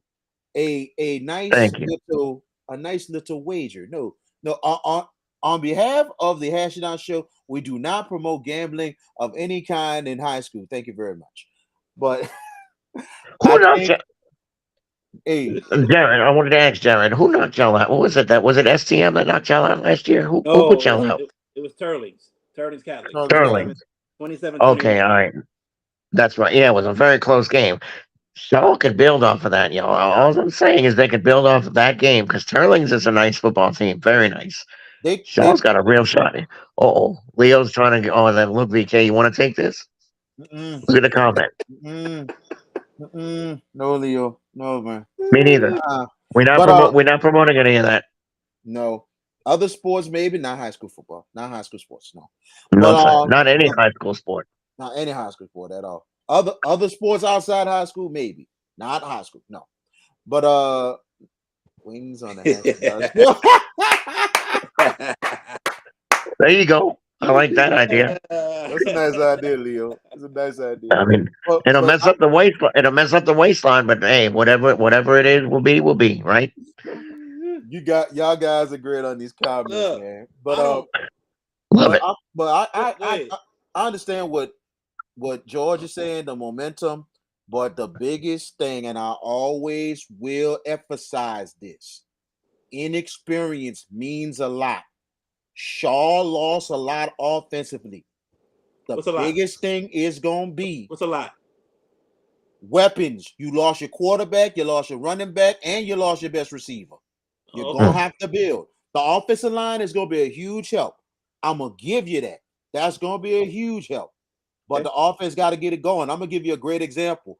Perry Walker, 1 year they had Terrell Miller as the quarterback. It was his first year starting. Inexperienced there, inexperienced at running back, and inexperienced at receivers. They had a whole offensive line back. The offensive line helped, but that offense with Perry Walker struggled. And all of a sudden they caught fire late in the season. But like I said, it takes time. Experience means a lot because if you got more experience than a little bit on multiple positions, you good. But if you're lacking on one of the most important positions, quarterback, and also if you got receiver, if you got other weapons, it can help you. But when all your main weapons, your guns your bullets are gone, so now it's like, okay, what we're gonna do, how we can build. So that's the thing. If they can build good early and score early, Shaw can definitely be a favorite to win it all. If they can really come out the gates. And I can agree with George on that. But like I said, I think the defense is going to be the one that's going to carry the Shaw Eagles early. Now, if the offense gets it together, they're going to be a scary team. All I'm going to tell you, this is a one team I'm going to give a great example to Shaw is. The 1998, is it 90? No, 1997 West Jefferson Bucks. Remember, they led by Chris Cooper, Darian Santiago. That defense was a monster. And that offense was kind of up and down. They got better late in the season, and West Jeff was a power. It was just too bad he lost in the second round. I'm gonna cut you off right quick because we got our next guest joining us now. Ladies and gentlemen, in my opinion, this is the best cornerback in the state of Louisiana. He's going to play at Ole Miss. He plays right there at John F. Kennedy High School for those Cougars. The one, the only Bernard BB Causey. BB, what's going on, my man? What's up, Coach? Not much, man. BB. You do the groups, huh? A Yes, sir. lot of schools recruited you. Why did you choose Ole Miss? Every time I went up there with Lane Kiffin and like Coach Pete Golden kept coming to our practice. He made like 3 of our spring practices. everything. Like, he was a man of his word. Like, I respect somebody that's honest. Like, I respect an honest person. Like, I'm not saying that a lot of few other coaches who say that wasn't coming, they probably had a problem with something. So I'm not saying that they was just lying, but I know that every time he made sure he was there. Like, and like, I have a son, so I want to go to a good school, but I don't want to be too far. Yeah. And that's perfect. That's right there, 5 hour ride. That's not nothing. Like, if I would have went to Colorado, I can't just say, all right, I'm just coming home for the weekend. You know, I would have went to Nebraska. I can't just come home for the weekend. Illinois, I can't just come home for the weekend. But Ole Miss, right there, I could just come home. Makes a lot of sense. I know Jai Eugene, senior, when he played at LSU, he had originally committed to Michigan, and he had a child on the way, and that's why he switched to LSU. So that makes a whole lot of sense. BB, you are a senior this year. What type of leadership skills can you bring to your fellow teammates at I John F. mean, Kennedy? like, I be telling them, like, just keep putting the work in. Now y'all see it can happen. It don't matter the school you at, it can happen. So now they could use me as some motivation to work. For them to know that it don't matter what school you go to, the coach is gonna come to you. Like, so they won't have no doubt in their mind about no trying to go to college, having offers and stuff like that. Most definitely. What has Coach L. Face meant to you? That's my dog, bro. He my coach, but that's my dog too. Like, he ain't no ordinary coach. He a coach that's about to be out there running with you. He about to show you like the things hands on. When I came in, I think I couldn't even backpedal for real. I was backpedaling on my heels, but he was hands on me. Also, my trainer, Coach Robbie, he played a big role too, and my coach T Black. Robbie Green, huh? Yeah, Yeah. and Terrell, Okay. they call him T Black. Cool. My co-host, right before you came in, he says that Shaw has a good chance to get to the dome, but I think John F. Kennedy would have something to say about that. Because Kennedy, in my opinion, also got a good shot to get to the dome. But what are your goals for this football season before I pass it to my good friend VK? I mean, I just want us to take my goals. We take the game one by one, like game by game. We not gonna be playing and then worry that we got to play ED White week 10 and all that. We gonna take it game by game, and from each game we gonna learn something new, get better at something new. Cause every game we gonna make a mistake, but we gonna keep fixing the mistakes till we get in the dome. It ain't gonna be too many mistakes. We done patched everything up through the season. There you go. Go ahead, VK. Bernard BB Causey, man. Appreciate you taking the time out to join us and everything. I gotta ask you this about your defense, man. I know last year Deshaun Baptiste was a big time leader for you guys, but Yeah, now you're the guy. yes How sir. how are you stepping it up this year for your team, and how is the defense for Kennedy is this season? I mean, I step up to the team, making sure we at practice. We got on what we need to get. We on the line at a certain time. Like, and the defense, I actually feel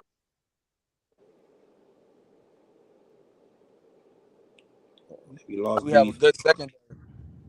You can Go hear me, ahead, B. coach? We Yeah, hear we you, we got hear you. you Go ahead. now. Go ahead.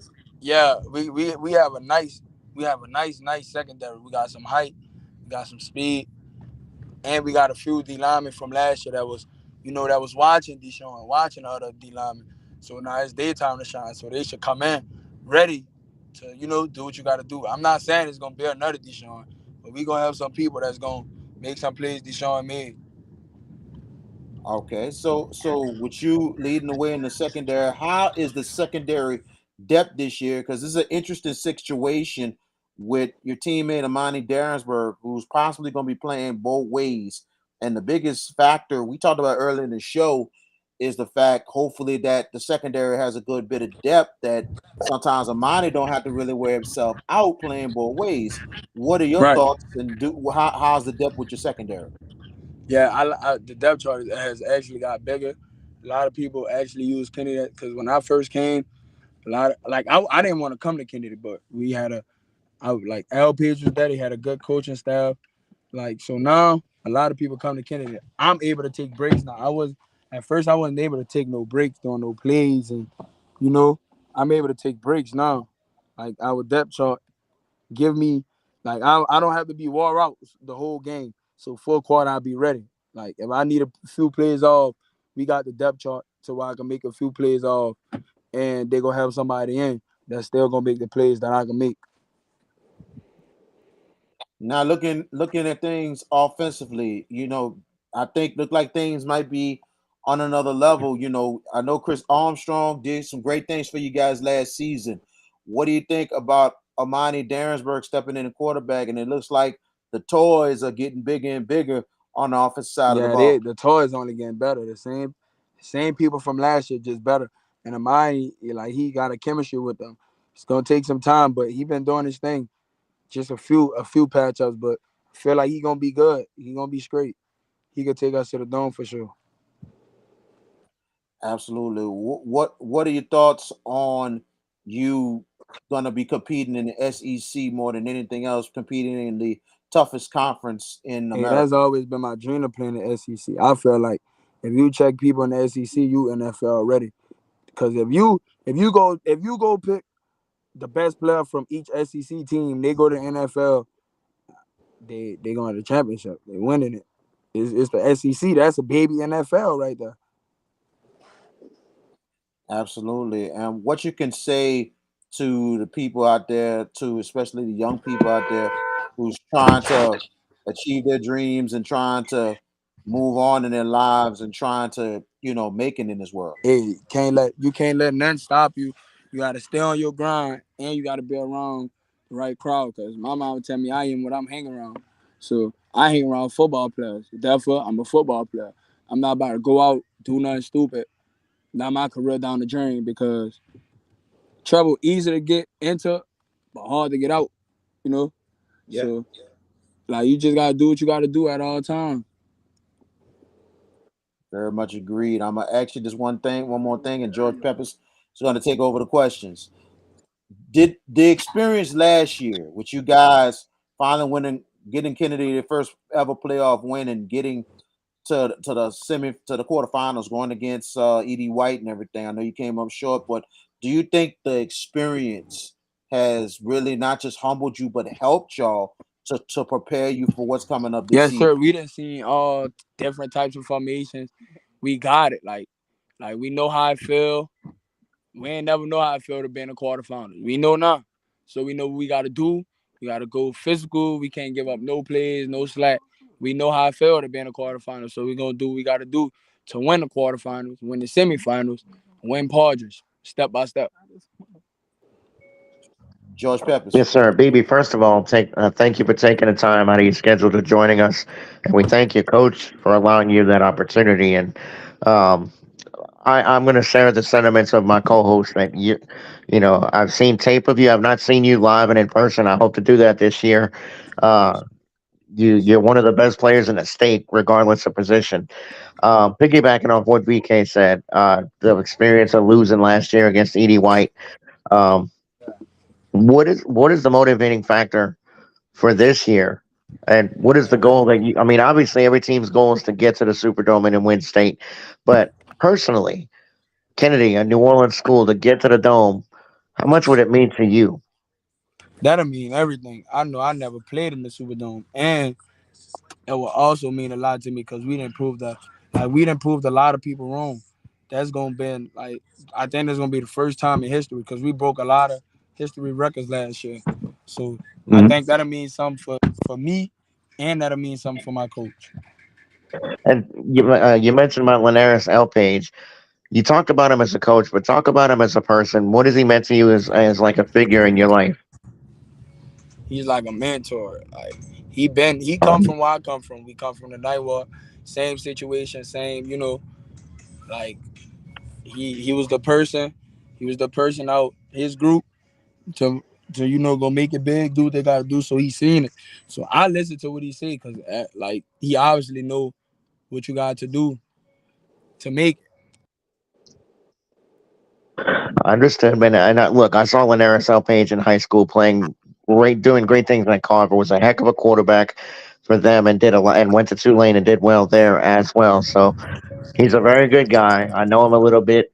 Um, you're in good hands with that guy. But asking about Ole Miss. I get about Lane Kiffin and the lure of the offense. What do you think you could bring to them next year after you finish with Kennedy defensively? What do you feel like you could bring to Ole Miss to help their defense out? All right, I've been doing my homework on a lot of schools that I go to. I look at the depth chart. I look at what they run a lot. I know, hands down, I'm the best man cornerback in the state. Hands down, man cornerback. So I feel like I could be a big help in their defense. I'm long. I got my speed, and I'm a good man coverage. Like I'm a good man coverage cornerback. So I feel like I could bring the energy to Ole Miss. You know, I'm coming with energy. I'm bringing straight New Orleans energy to Mississippi and Oxford. All So right. you know, we about to go. We about to go turn Oxford up for sure. Well, Yeah. first things first, you got a senior year to get done at Kennedy, and hopefully you guys do great things. And look, I'm going to be rooting for y'all for sure. Yes, But sir. Appreciate that. you know, you guys have an outstanding football team. What do you feel like is going to be a key to where Kennedy has to go? Where you guys want to go? What do you feel like? Give me a couple of keys to get Kennedy to achieve the goals that you wish. Once we get disciplined, well, we getting better. Discipline, the key. We discipline. Nobody beating us. I don't care who you. I don't care who you put. Right. Okay. And you mentioned Edie White not shell out last year. That's an outstanding football. There was always an outstanding football team down from Thibodeau, and those dudes are just horses down there. So, what do you feel like you could take from that game against a team that's physical like that?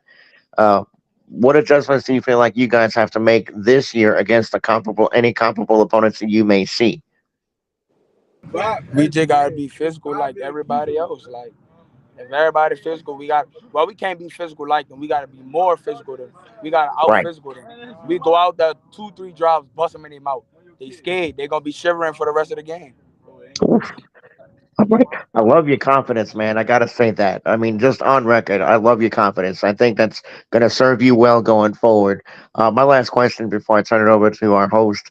Um, let me see how I can phrase this question. Um, what would if how can I say this? I'm completely blanking right now. This is a first on hash it out. Just completely blanking right now. But what do you feel like offensively? What do you feel like your strengths are on the offensive side of the football? I know BK asked on it, but I want you to elaborate a little bit more. Keys offensively. Wait, I'm sorry, coach. I didn't hear what you said towards the end. I hear you, but no. Listen, I'm talking about your offense. You know, you got some players on that group. You got some people coming back. The cohesion and everything else for your team, I think it's a big key. But what do you feel like it has to happen for you guys to offensively? I know what y'all can do defensively because of you and a pretty good defense there. But offensively, I feel like y'all gonna have to pivot and do some things there. I mean, offense. We got the same offense from last year, just different quarterback, and our receivers was putting up Mhm. like 60 a game. I think all of them had like 10 plus 30s. So I really don't know. It's up to Amani Darensburg, and he been making a play. So I think we got the best receiver core in the city, in the state. Like we got what we need. We got a physical receiver. We got a receiver that got hands. We got a speed receiver. We got a jump ball receiver. Like it's nothing more you can ask for. You got your receivers that's going. You tell them run 10 yard dig, they run 10 yard dig. Tell them run 5 yard out, they run 5 yard out. They're not running no 4 yard out. We got disciplined, good, strong-handed receivers. We got it, and we got a running back, and he's so crazy. I call him concussion. Every time he come to you, he want straight contact. He not avoiding it. He not avoiding no contact.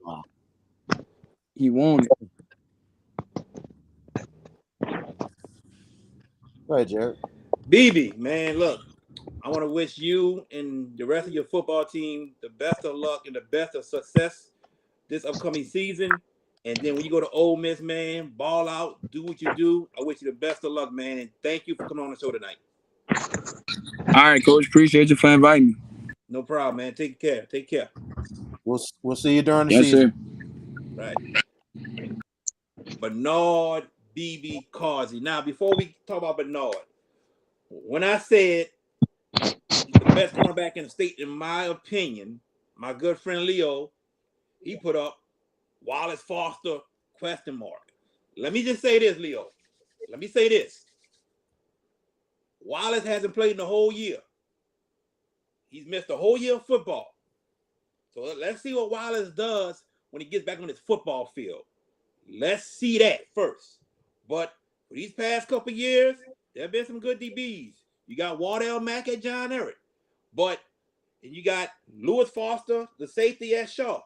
And that whole group that's there, those six, there's six of them. That whole group, as a veteran group, they're wonderful.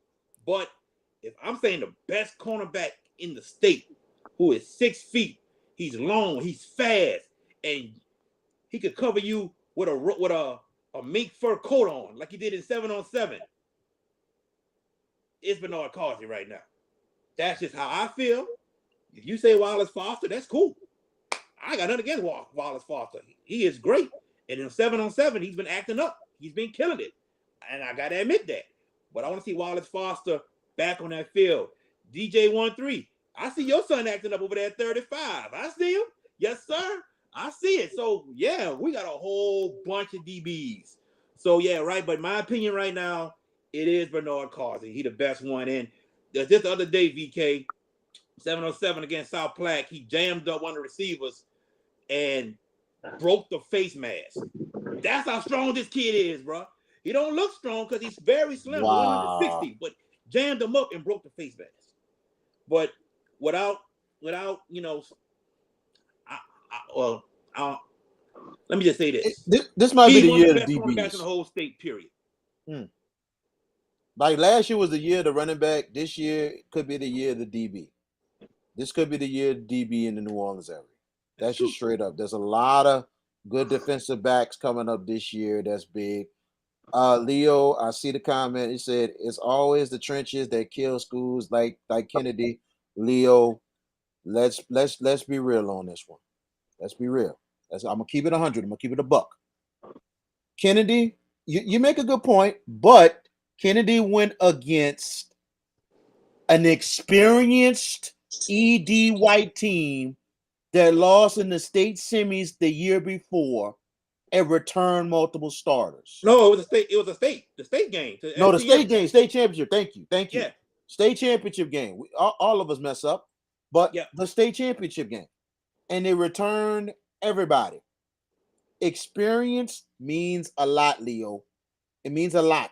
You have to think Kennedy just won their first ever playoff game to get to the quarters. Now, remember, the game was close earlier. When E.D. White settled down, they took off, and that was it.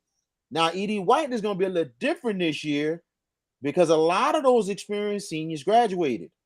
So they're going to be a good team, but I don't know if they're going to be as strong as the last 2 years. But Kennedy, especially with the schedule they got, they're going to play tough early. That's going to help them going in the district. I think with the experience they have coming back, it's going to help them this year. It's going to help them this year tremendously.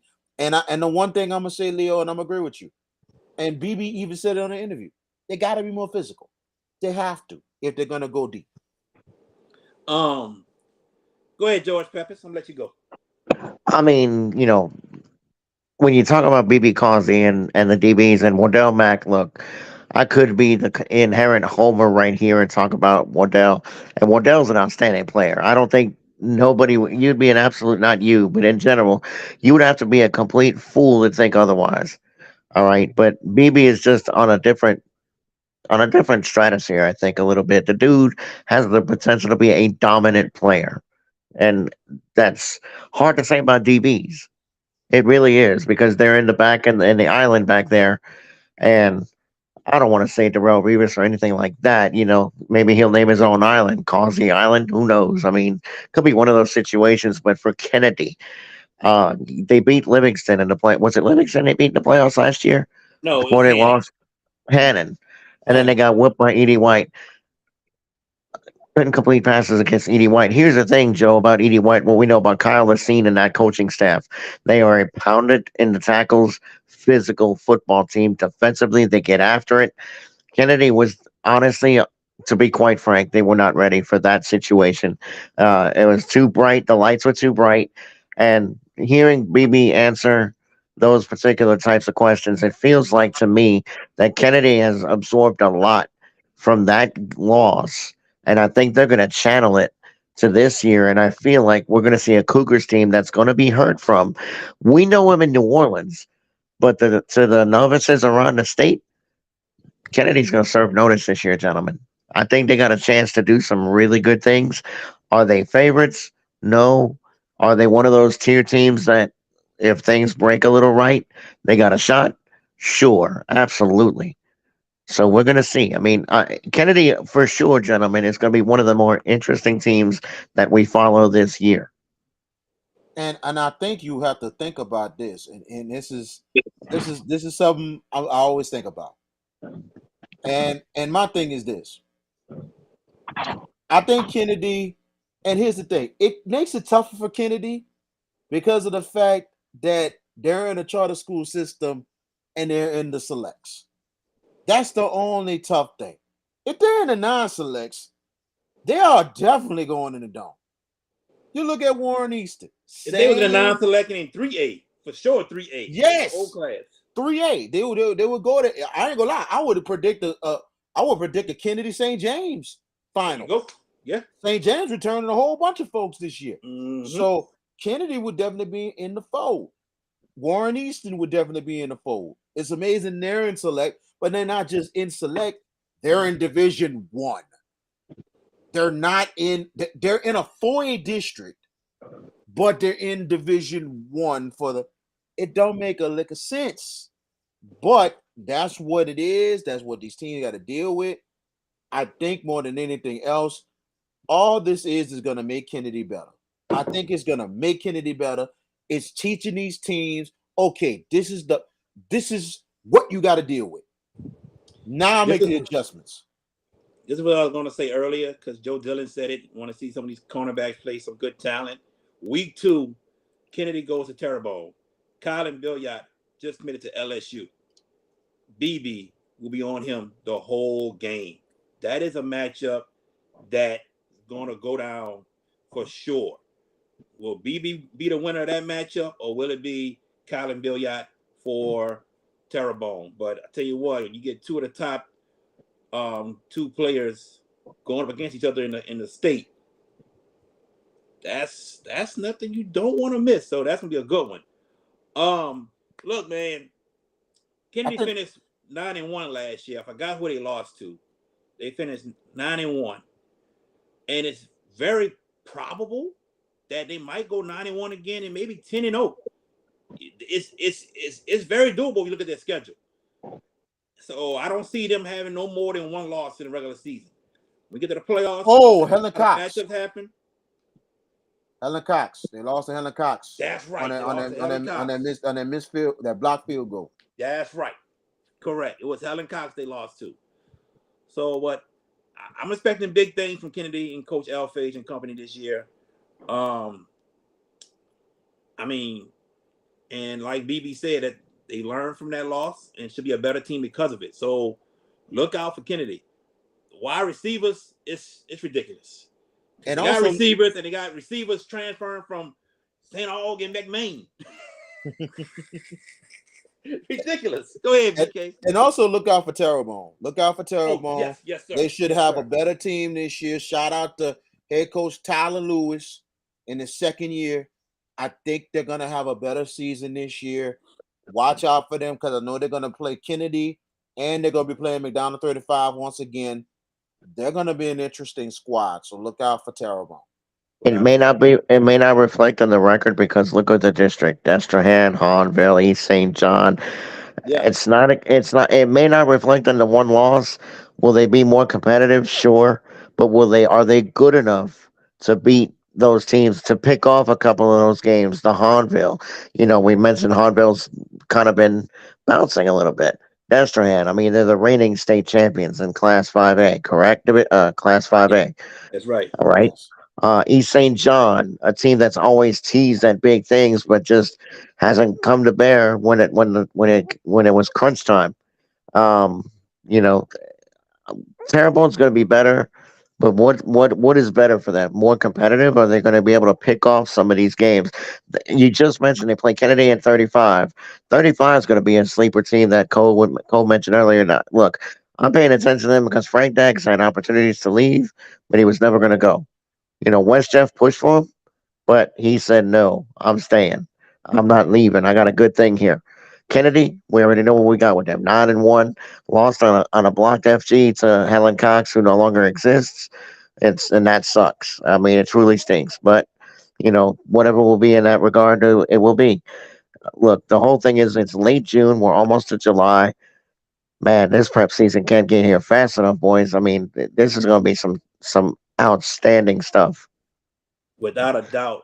Let me go back to the River Paris's district right quick. Destrehan to me wins that district. They win the district. But I'm Hmm. telling you that battle for second place will be between East St. John and Terrebonne. That's your battle for second place. Not Harville? Destrehan, huh? Who? Not Harville? Hartville? No, no, I no, I I, no, I don't think no. I don't think Hanville's gonna be close this year, George. George, It's you need to go oh back. You Lord. need to go back and look at the scrimmage with them and Easton. Dude, it was It was bad. bad, bro. And Bad. I'm not trying to bring down Hornville in any way Bad. possible. They got a lot of improvement. They got to improve a lot. They got to improve a lot, man. And And my daddy was on that 72 or 74 state championship team. He was on that team and he watched that scrimmage against Warren Easton, man. And he was not happy. He was not happy with what he saw. With And there's that a being lot of people from that parish on the West Bank of St. Charles who are not happy also in what they're seeing. And I'm gonna tell you like this: there was a time when Hornville and Destrehan had over 10,000 people at the football games. Right now, they don't even sell out anymore, and that just ain't right. That it just is, ain't right. it's blasphemous. It's blasphemous to even make that statement, but it's correct. Here's the thing I want to ask. We talk about previewing players and yeah, I know Leo. We talk about players and teams and this, that, and whatever. Um, Coaches. We had a lot of turnover this last off season, but there were a couple of coaches I thought could have got the boot last year. One of them happens to be at Harnville, Daniel Luquette. Look, Daniel's a nice guy by all accounts. His dad is a class man, Marty. Outstanding person. But Daniel just, ever since he left Woodlawn, it seems like he has not gained any real traction at Harnville. And I feel like, yeah, okay, Puka ain't walking through that door, that's for sure. That ain't happening. But I feel like he's one of the ones, and in all objectivity, I would imagine he's top of the list on the hot seat because Harnville's standard of excellence, Jared and VK, we all know what Harnville expects. That's right. They're nowhere near that stratosphere right now. I just brought them up for a point of discussion. I'm not saying I disagree with you. I'm with you on East St. John. Terrebonne, again, I want to see a little more from them. I want to see them pick off some of those games that are considered coin flips. So for me, it's Destrehan 1, East St. John 2, and then a hodgepodge for 3. But I think Daniel Luquette at Harnville is in a world of hurt. If Harnville goes 5-5 and gets drilled in the first round of the playoffs, that's not going to be enough to save him. I think he's gone, but that's just my opinion. Go ahead, VK. and I'm wondering what Hanville's schedule is for this I year got it. more than I any. got it. You I'm gonna got, pull it up for pull you. it Go up ahead. I'm gonna pull it up. because if it's the same as last It year, is. you know what I'm saying? That means Newman is coming there I again, got you. or they're I going to. got you. Here it is. Go ahead. The Jamboree is against Jesuit, Oh my. and then they go to Newman, they go to Mandeville, they go to North Ooh. Shore, they host Destrehan, they go to East St. John, they go to Thibodeau, they host Lecture, they host HL Bourgeois, they host Central Lafourche, and then the last regular season game they go to Terrebonne. I see 4 wins on that schedule. Me too. I see about 4 wins. I wouldn't be surprised they could possibly steal the Lutcher game. No shot. They possibly. No shot. Lutcher has lost everybody, George. They have lost everybody. This is the one game I can say they could get the steal. Because you the first one that's saying this about Lutcher. Everybody I've talked to that played against Lutcher in 7-on-7 are talking about the quarterback named Zach. And they say Zach lighting up left and right. Like exactly. Like this dude gonna be talked about starting this year, and he's a junior. Yep. So he's gonna step in more than anything else for lunch. Yes. But I tell you, I just gotta see it. Okay. I just gotta see it for my if Lutcher has a good start and everything else, well, I might be wrong on the steal.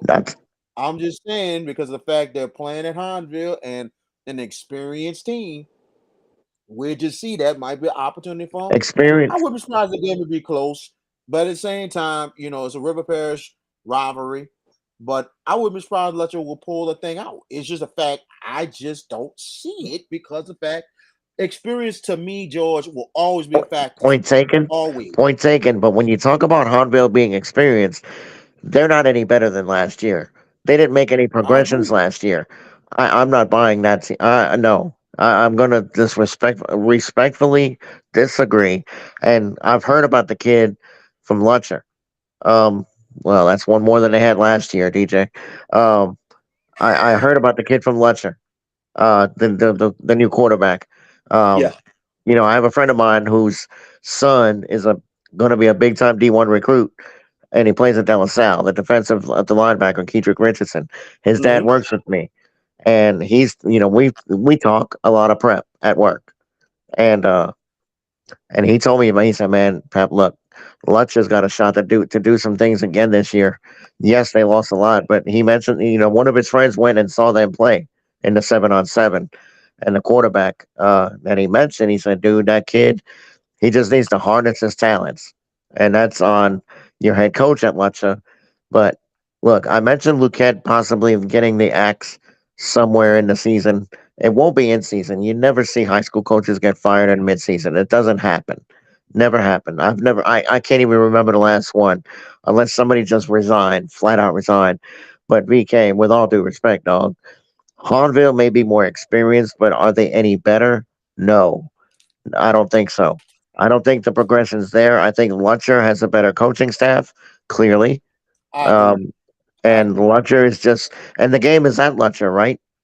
No, it's at Hinesville. It's at, okay. Well, they could play that game in my backyard. Lutcher wins it. I mean, they can play that game in my backyard, dog, and I think the Bulldogs get it done.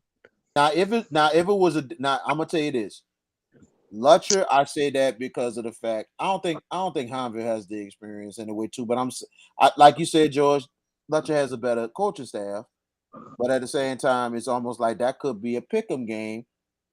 Here's another scenario. If it wouldn't be Lutcher over at Hinesville, what if it would have been St. James? That'd have been a lock.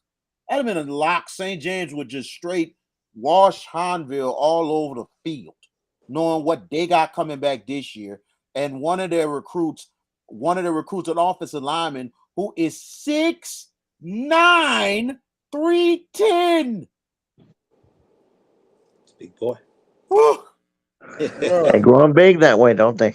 Big boy. Dude, I know I've seen, going into those areas, the river parishes, those country areas. I have never seen it. Not too many times you see people in this state that big. I couldn't believe it myself. I'm looking on Twitter and I'm like, wait, you gotta be kidding me. Hot 6'9", 310? Wow, bro. I'm like, dude. St. James is loaded, bro. They loaded the bed this year. Yes, indeed. I'd be surprised if they don't make the dome. I think they do make the dome this year. You know what I'm saying? I know that class is going to be tough. It won't be easy in that class. It won't be No, easy. there's teams there. I wouldn't be surprised. It could be them and yo boys, Lake Charles College LCCP. Prep. And guess what? They play each other in the regular season, and Yes, that they is do. St. James's homecoming. So Yep. me October and you, 6th. Jared, we have to make a trip. We I have don't to know, make a boy. trip. I Oh, don't I know. get left out. Look at this. I get left out. Oh You my say goodness. did you, George? No. Haters gonna hate. Nah. Doggone it. George. Here's the thing: if George is off, he's definitely gonna come with us. You take It's look. I'll probably be at a Shaw game. You take. Oh, bruh. My bro, You need to, dude, support take my off. family. No. I understand that's your family. I get it, but you would hash it out. And then not just that, you got your family out there in the country too. So you need to take 1 week off, and that's the week you need to take off.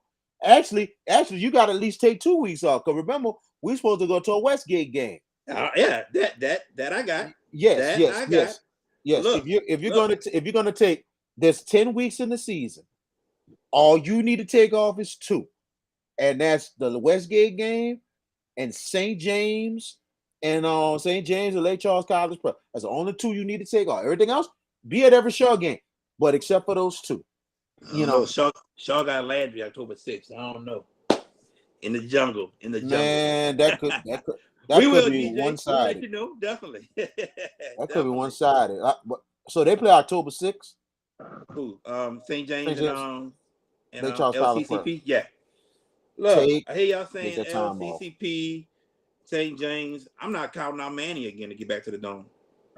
I am. You I are. am. George is okay. I am. And I am too. here's why. Jess Curtis is not their coach. I think that's a Titanic loss. You think it's They're all not on getting them? back to the dome. Okay. Cool. I think the central part of Louisiana, maybe except for Alexandria, but I ain't gonna lie, the status is starting to go down, especially after the 2 biggest coaches from the schools left, Manny's coach and Avoyle's coach leave. Well, And he went to Lakeview. So okay. he's coaching at Lakeview now, Andy Boone. And Manny's coach, Jess Curtis, is at Natchitoches Central. Natchitoches Central, it's going to take a year, but best believe Jess Curtis's imprints will be on that team. Now, they're in the same district, I believe, as, oh goodness, Ruston, Neville, and all them. West Monroe, West Monroe. Yeah, I think, they're in the same district as West Monroe, Alexandria, and Ouachita. That's the district they're in. They're going to make hay, but not this year. I think Jess will get them right, but it's going to take a year because he's got to figure that staff out. But how committed is Jess Curtis to NAC Central? Remember, when he took the job a week later, guess what job opened up? West Monroe. And guess who put in for it? He went for it. So how committed is Jess Curtis to NAC Central? Let me tell you something about Jess Curtis, the person. He's an egotist. He's an absolute egotist. The dude thinks, he's God's gift to coaching.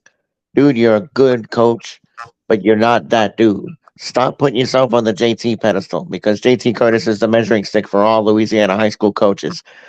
All right.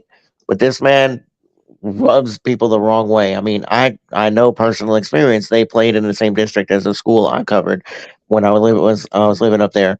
And trying to talk to the dude, he acts like, well, I got time for you. I'm better than you. Oh, okay. I hear you. Well, kick rocks, big boy. I mean, that's basically what I said, but in different language. Not going to repeat that, but because we are a family show. Carol. Yeah, Carol and the coaches got Yeah. suspended. That was from that fight, right? It was a fight in the stands. Yes. The coaches were trying to get out the press box or get into the press box, and the fans were acting crazy. And then the coaches from the field ran up there. It was a bunch of craziness. And Carroll, I think they was a high rank in the playoffs. Yeah, they were like a 5 or a 6, I think, or something like that. Yeah, I think they bounced back pretty well this year. Joe Dillon, I think Carroll's going to bounce back from what happened last year. Man, it was unfortunate. They had to lose most of their coaches, and they didn't have them all for the playoffs. But I think Carroll bounces back this year. That's a great question. It is. I don't know what they got coming back off the top of my head. I'll do my research on that and give you a more constructive answer. But off the top of my head, what I know about what I know about that, I think Carroll's going to be fine. They run a very unique system up there offensively, and they're very open offensively. But VK, I mean, that's a team that we don't pay much attention to because they're nestled in the quietest part of the state, way up yonder. That's one of those blink and you miss it kind of places. But that's a team that people better pay attention to. Another team you might want to watch, Union Parish. I know they lost Trey Holly, but Union Parish is going to churn out some more talent. That team could be trouble. Very much agreed. And Carroll, known as a big time basketball power, but now trying to get their football program together. I like what I see out there, and I think they're going to do some real good things down the line. So this could be a comeback season for them. But I got a question for y'all guys, and this is But let All me right. let me let me answer DJ right quick. He said JT gonna get caught by Bryce. I don't think Bryce catches JT. Just Not a my opinion. chance. I don't think he catches him. Go ahead, No. VK. that's not going to happen at all, DJ 13, because go back and look at Coach JT's overall tenure and record. Do you know, DJ 13, that this is JT Curtis's 56th season? 56 years. Bryce is not going to even hold his jock. Just saying. It's just not happening. Bryce is unbelievable, but he's not gonna. Bryce might. I ain't gonna lie. Bryce might be a call for a while. I wouldn't be surprised he'll go to the college ranks sooner or later. Just saying. But I'm gonna ask you guys this, and this is my question. This is a huge All right. question. Your thoughts this year? JT Curtis is going for the all-time win mark in the history of the United States. Now, do you think that this could be JT Curtis's swan song this season? I'll go first. GP. And I know we talked about this before, VK. JT last year is this year if he breaks the record.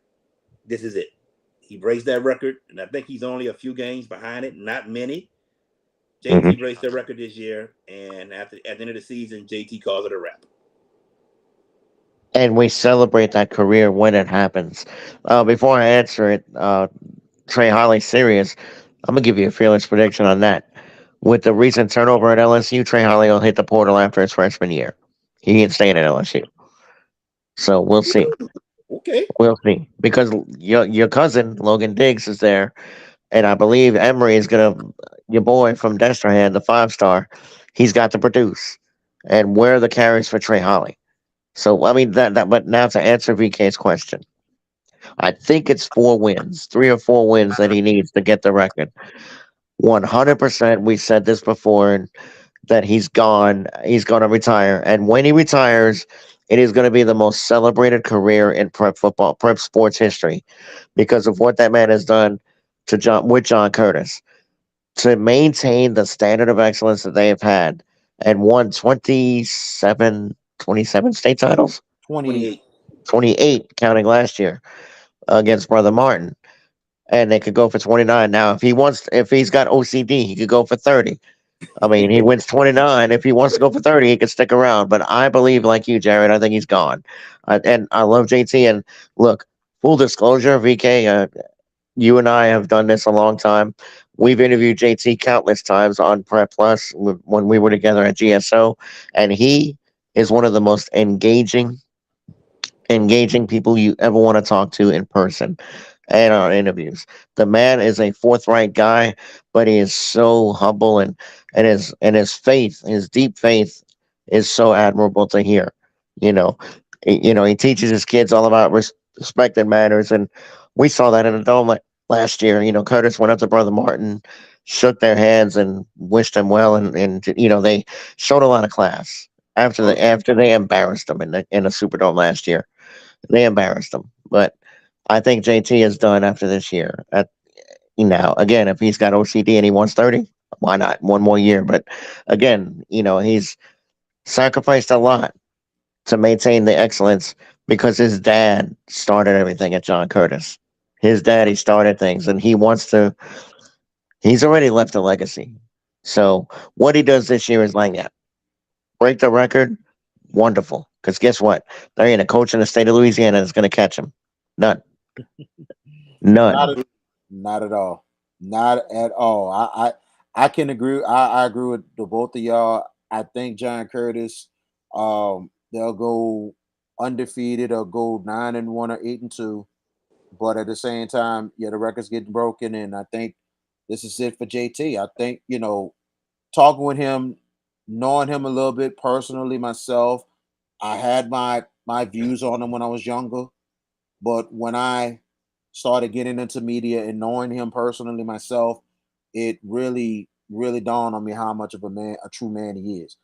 Now, some people's like he can be a solo loser. He can be, but that's his passion.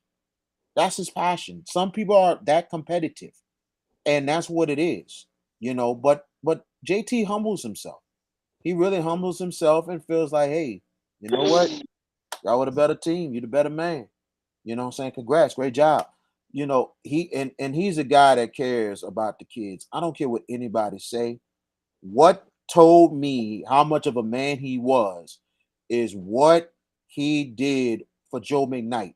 How he stood up with the family after that man was killed.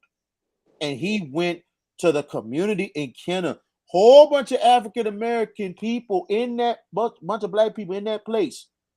And he came there to speak to them people. And it just shows right there how much not just of a man of God, but a true man that he is. So people cannot tell me anything at all about JT Curtis. I don't care what anybody think. I respect the man. I think he's a great all around man. He's really was implemented. Like he meant so much to my nephew's life, and I appreciate him being his principal, being everything to him to help him out, and not even forcing him to play ball. He helped out with the football team training and all this. So he played basketball, ran track, and all that. But he always told me my nephew was an all around great student, making grades and all that. But he always said he's a great all around person, and I appreciate him guiding him to where he needed to be. And he's a very great all around man. I think JT has how many wins? I'm gonna look it up. What I'm gonna look it up. DJ 1-3? I'm telling you now, bro. Nobody ain't catching him. As soon as Jared tell you how many wins, like I said, he's going in the year 56. 618. 618 wins. He has won over 80% of his games. I think his only losing season was his first year at Curtis. So, like I said, he's done some good. The only thing I can say that was kind of almost JT Curtis like of what Bryce has done was the fact of his team winning 4 straight titles. So that's a huge accomplishment for Bryce, for for a public school in general in the state of Louisiana, besides West Monroe, to win consecutive state titles like that. 618 wins. 3 away from tying, 4 away from breaking. So he needs 622 to break the record. It's happening. It's happening this year. It's happening. It's happening. Well, look here, guys. We're going to go ahead and shut this down for the night. We had a fantastic show. We appreciate everyone who tuned in today. We want to thank Cortney Hogan from 1008 Sports for joining us, and also Bernard Causey for joining us, also the standout cornerback from Kennedy. Our next show is Monday, July 3rd at 7:30. We are starting our Football Legends Month. We're going to have former high school football players from Louisiana who became stars in high school and even in college. They're going to join us and talk to us. July 3rd, we have the one, the only, Marlon Favorite. Marlon Favorite played his high school ball at West Jeff. He was the number 1 defensive tackle in the nation in high school. When played college ball at LSU, had several stops in the NFL. He's also a rapper, and also he's a good broadcaster, color commentator. So we will have Marlon Favorite on the show come Monday, July 3rd. GP, any last words before we go? Um, First of all, about the show tonight, it was I mean, I guess maybe a bias, but we did great tonight, and I think tonight encapsulated why we do what we do. Having Cole on, look at the cross branding that we did tonight with him, and look at the offers, and look at what we did, and the dialogue was great with Bernard BB Causey. Young man is about to be a father He is a father. already. Already He is. he is one. Okay. Yes. Yes. Um, he is one. I'm sorry, I stand corrected in that respect. Young man's got his mind right. But he sounds like a very confident young man, and it's a good thing. Look, sometimes I'm not the biggest fan of overconfident, but he's not that. I don't believe that Nah. at all. At all. I think he's a dude that backs his talk up, and he might be one of those that'll embarrass a receiver before he shuts him down. He might be one of those that'll let him run. Hey, dog. In the words of Lawrence Taylor, when he knocked off Ken O'Brien, son, it's gonna be a long day. He might be one of those dudes and back it up. But awesome show tonight, gentlemen. Go ahead, VK. Any last words? Man, a very good show indeed tonight. Cole was unbelievable, telling his story and everything. Yes. And Yes. I mean, showing how the 1008 brand got it going. And we hope to appear on the show. We support the 1008 show. Hopefully soon we'll have Fan View Live to join us. And we're plugging everybody in there. But because it was awesome tonight. I mean, very good answering the questions. He's handling the media thing very well. So I like that, and that's going to help him down the line. And like we mentioned, Legends Month coming up. And also, we're going to continue our high school coverage coming up in August. We got experts from everywhere coming up. And then also, we're going to have a forum. We will let you know. We're inviting all the 1008 audience who comes listen to the show, today's show, all the fan view people. It's time for y'all to get some knowledge about the ranking game and the recruiting game. This is going to be a forum/seminar. We're going to have experts. We'll let you know the date and we're going to plug it. And we want all of you to join us because it's time for y'all to understand what we do and also for y'all to understand how the recruiting process goes. So when y'all know and everything else, and if y'all have any problems about how my kid can be recruited and all this stuff, and I'm kind of confused and all that, you can refer it back to our special because we will give you all the tips on recruiting and how the rankings go. DJ 1-3. That is all in August. We doing it All all in in August. DJ, so pretty much the teams in the area right here, DJ, is going to be us. We might have somebody else from this area also join us and talk about the New Orleans area and preview the teams. But we also going around the whole state getting sports writers throughout the state for different areas. So we're going to have somebody from the Baton Rouge area. We're going to have somebody in Alexandria. Have somebody up north. We're going to have somebody in Lafayette. We're going to have them all. We want to give y'all not just New Orleans. We want to give y'all the whole state, so y'all can grasp certain information on this team if they're in your division, and this team and this team. We want y'all to have all that. So yes, we're gonna have all these sports writers come on and give us the info on the teams in their area. So August coming, we hitting it hard, bro, and we're gonna give y'all everything because that's what we want to do. Thank you, Joe. Thank you, Joe, for that. So definitely. But till Monday, guys, 7:30 with Marlon Favorite. We appreciate y'all for tuning in with us. Y'all take care. No, I ain't firing no shots. Wait. I ain't firing no shots.